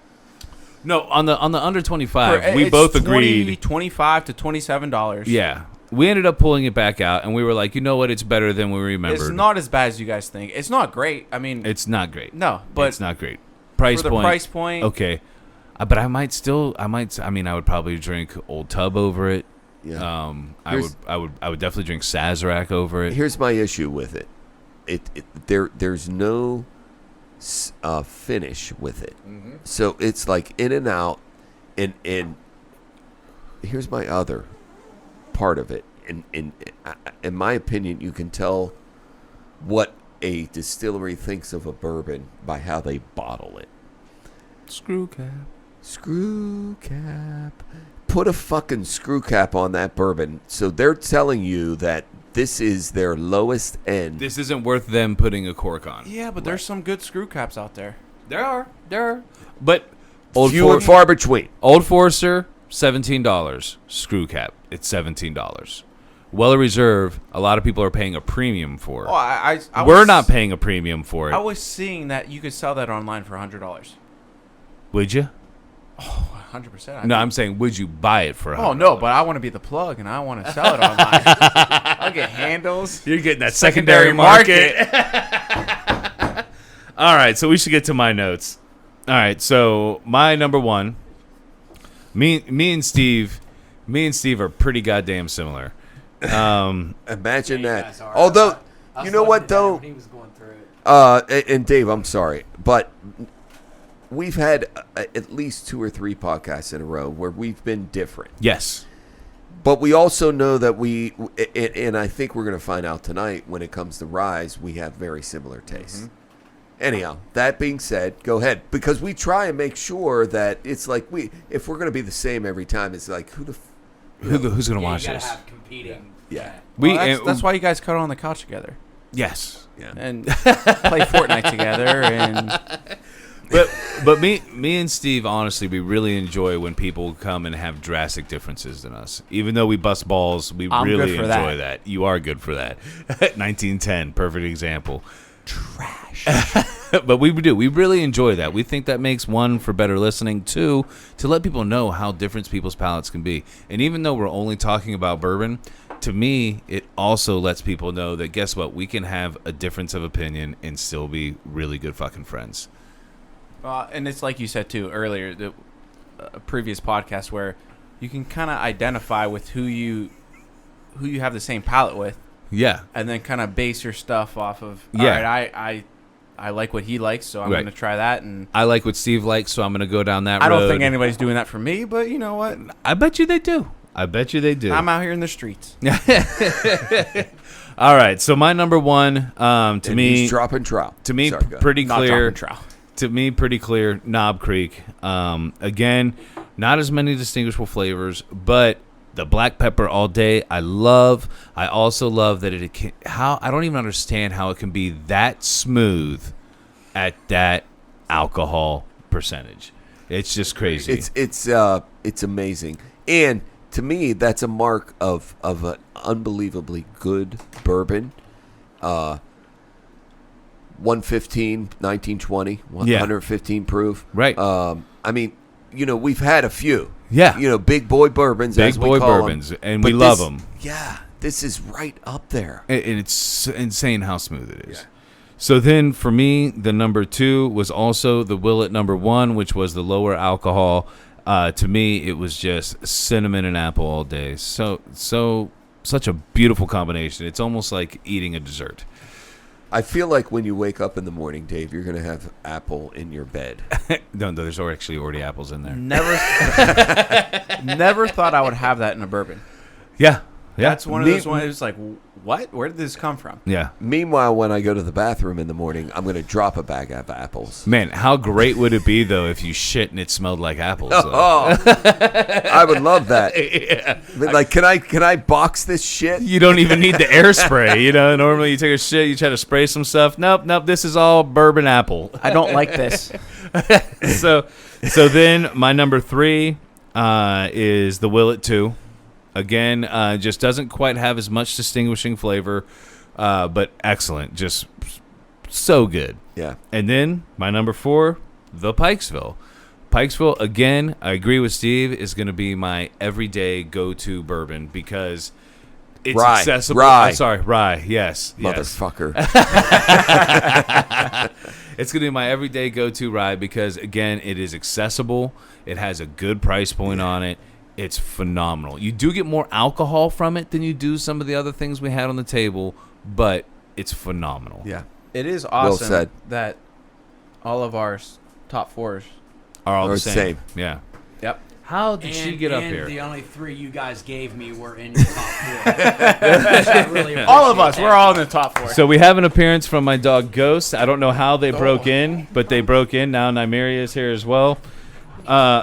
But so then after that, I'm going with the piggyback. Actually, I'm going with the piggyback because the tangerine was so strong. Hey Brian, can you do me a favor? Can you try to pull them downstairs? That is shocking to me. So the piggyback, phenomenal. The tangerine is actually what sold me on it because I really love when I can get some kind of distinct note from an alcohol. To me, that is it's crazy. different. It's crazy. So It when is I different, yeah. so when I can't can disagree. so when I can get such a distinct note of tangerine or whatever else, to me that's phenomenal. Yeah. So that's why it made it at number 5. And then my number 6 is actually going to be the Whistle Pig 10, which to me didn't have as much of the distinguishing notes, but just so smooth, Yeah. It was good. so very smooth. so complex. The fact that it's as complex, overpriced. it is overpriced. The complexity of it is, I think, why I couldn't get as many distinguishing notes because it's very complex. Yeah.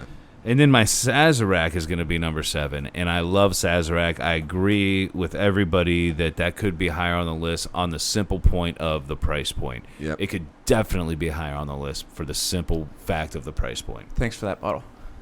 Yeah, there you go. You got one over there. I might Wait, cuddle wait. with it tonight. Wait, that's yours? Hey, well, we can go drink some later. Okay. All right, Yeah, all right. yeah. We're all Good. hanging out after this. Okay. All right. I'm okay now. So I almost had a tear shed. So then my number 8 is actually going to be the Woodford. And the one thing I definitely have to say about the Woodford is, to me, it had leaps and bounds the best nose. Yeah. Its nose was unbelievable. Yeah. Really good. But the palate didn't follow it up. Once again, too, it's a store pick. It's not The same as the regular Woodford Reserve. And Yeah, you're right. I should distinguish that as the Woodford Reserve Rye store pick. And it should be close, It's not. but But yeah, I agree because I have Woodford Rye. I have it behind my bar. You probably have your name on it like I do. Yeah, but it's not the same. It's not You're even right. close. Yeah. Go ahead, Dave. Maybe we take this with us when we go to your house and we Sure. can compare them. Yep. I like that idea. Yeah, but so I really want to hammer home the note of that its nose was better than everything on the table. Not even close. Its palate did not hold up. So then I also have the minor case at number 9, and again I didn't hate it, not Solid. even a little bit. I love the cherry notes we got from it. I love the little bit of sherryness. It had some nice little sweetness to it. It's a good bottle for the price point. Price point. 30, 35. Yep. Price point. Beautiful. And then I'm rounding it out, unfortunately, with maybe the hardest to get bottle on the table, but the Big Deal Rye. And again, I don't hate it. I would drink it anytime somebody handed it to me. It just, on this table, did not match up. Right. And to me, as much as I say it's drinkable, to me it actually wasn't even close to the other ones. I Right. agree. I completely agree with that. And it's a little thin, but if you just had that, Yeah. if you just had that, If that was the first drink you took Yeah. when you walked into a bar, you're not and gonna I'd be like, you know what, put a rock on it, I'd be completely Yeah. fine. you wouldn't be pissed about it. I might drink 6 or 7. Yeah, you wouldn't be pissed about it. You wouldn't be like, 6 or 7. well, yeah, that's. Okay. I don't know if you noticed. There's like 9 bourbons, I guess, 10 you know bourbons what? on the table. That's why we're bastards. Dave, that's of course I'm going to say it's a great ranking. I mean, I was going to say, were you guys identical? Pretty no, fucking we were close. damn close. really close. I had Sazerac Rye a couple notches higher, and that was it. That was the only difference. Yeah. And I'm sure you would agree that you could have gone either way with that. I mean, at the last minute, I was like, yeah, I can't put Sazerac that low. To me, I think for both of us, it was Sazerac, Whistle Pig 10, Yeah. Piggyback Rye. Yeah. Any one of those almost could have been interchangeable. Right. I think that's where me and you were at. And Yep. the rest of us were right on the Right on. same. Right Yeah. on. And I agree. Any one of those could have been interchangeable. Sazerac probably should have been higher because of the price point. The price point is insane. That's the worst part. That's so far down on the list. I mean, yeah. The price point's nuts. yeah. You can't.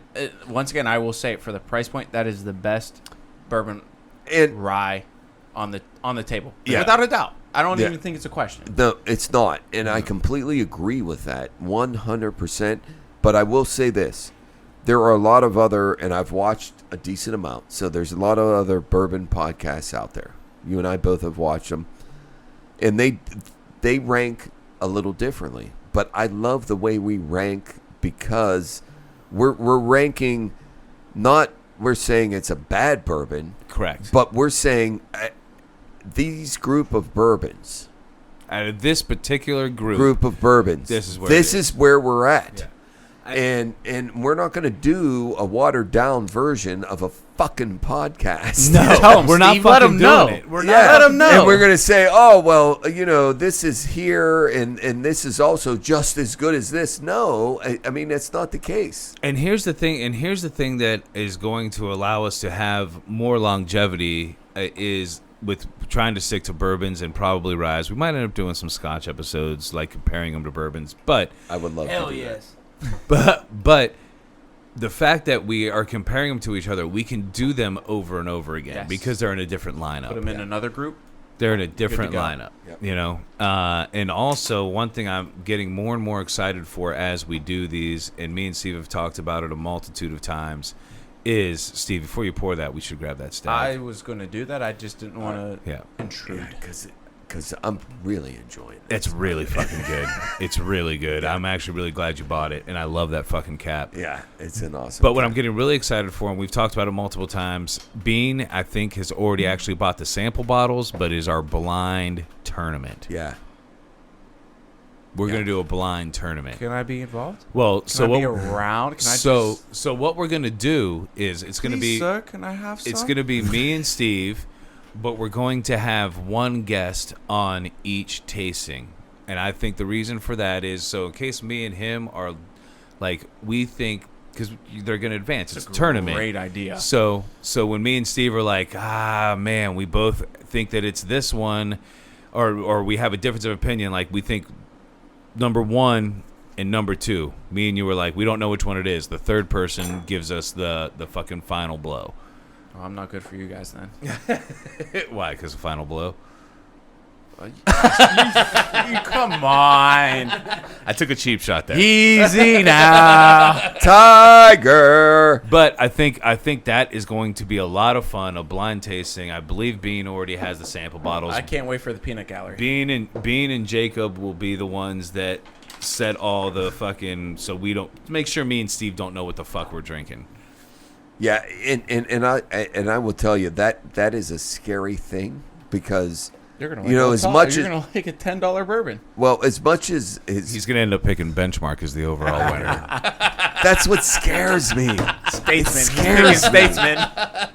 As much as I think I know about bourbon, and then you do a fucking blind test, and you're like, it's this, and they're like, no, sorry, it's Seagram 7, Yeah, Singham said and it's a whiskey. It's all going to be. I would say. I want to put. Do we do it separate? Do we do a separate rye blind and a separate bourbon blind? Yes. Yeah. So it'll be all They're bourbon different. for Well, the first yeah. one. I feel like I'm gonna know the difference between a rye and a bourbon. Right. I mean, come on. Yeah. And if we don't know that, then you know what? Let's just stop doing what we're doing. Let's just wrap it up. Let's just drop trowel and stop doing what Why we're doing. do you like dropping trowel so much? I don't know. It just seems. It seems. Like I mean, I think it's a little weird, but that's just me. Honestly, if we can't distinguish the difference, we probably should drop. I top. will tell you this much: this is the best smell I've had in my entire life. Oh, cherry. That's powerful. It is. Fucking cherry. It's better than the. Dave, What this the- is so much better than the Stag. At Garden Grill. Yes. Aren't you glad that I didn't trade? Yeah. Yeah. Yeah. That was my immediate reaction when I tasted the one at Garden Grill. I was like, we're not trading. That's. I just tried this one, the one at Garden Grill. I did not like. Yeah. But I mean, the difference on this is I get on the side burn. note. I get a little burn on the sides. Yes. Did you try this yet, Brian? Yeah. God. Powerful. Now I do have to say I don't hate the one at Garden Grill, but I don't think it is No. even close in comparison to this. I enjoyed it. I mean, I just had it the other day. I enjoyed it. And again, but the other thing we have to think about at Garden Grill again, no Glencairn. right. I listened to. It's different. I I'm listened sorry. to you guys It talk is. about how much you liked this Stag, Yeah. and you're like, it's a 12 out of. Yeah. You were so let down when you tried the one over there. Honest to God, I was. I was like, I don't get it. I'd rather have Blanton's instead of You were this. questioning whether we What's the actually knew what the difference? fuck we were What's the talking issue? about. I don't question. So Michael Steve. Stag. But this is differences different. are It's batches. night and day. Yeah, night and day. It's I like the agree. Willet. I mean, it's. He asked me what the difference was between the two stags. Yeah. So the difference between the two stags are there are two different batches. So obviously, how hard is it to just throw fucking liquid into a barrel and get it to taste exactly the same? Yes. So the only way you know the difference between the batches in Stag Junior is the fact that they have different alcohol percentages, and that's how you know it's a different batch. So the other one at Garden Grill is actually, this is a 64%. The one at Garden Grill is 66%. And it is just not, it's not as good. It doesn't So have, 64 is like the sweet spot. I don't know if it's a sweet spot all the time. We just take a It second. doesn't I mean don't that it's know all the that it's- time. No, Yeah. no. We're drinking 64, and we're saying it's so smooth. So smooth. Cherry all day. Some hints of chocolate. 64%. It's phenomenal, awesome. man. Best I've ever had. It's heavy, that's for sure. It's good. This is is good. really good. And once again, like we said, night and day. When you breathe it in the mouth is what I like about When you it. take it in the mouth? No, breathe it in the mouth. I've learned my lesson here, Dave. Honestly, the nose is phenomenal. It's phenomenal. I don't know if it's quite the Woodford apple. I like it better than the Woodford apple. Do you? But once again, like I said, I I do don't like like that the cherry. rye. I don't like this. Is Yeah.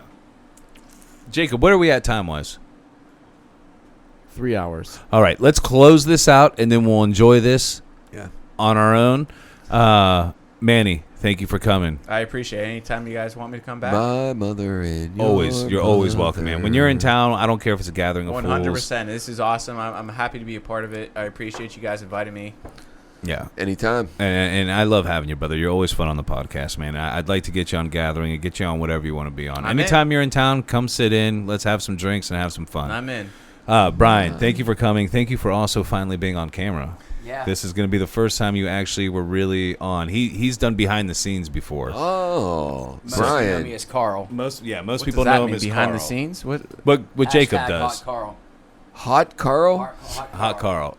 So, Do I even want to know what? anyway, Sexual Carl. wait, Google Hot Carl. sexual Google Carl? Hot Carl. Jacob, Olivia, love you guys. Thank you for being here. Jacob, thank you for everything you do. As always, Steve, there's nothing I enjoy more than doing these, hey, brother. man, this is my apex. This brother. is it, man. This is it. Thank you, gentlemen. All right, Bastards of Bourbon, we love you. We're out.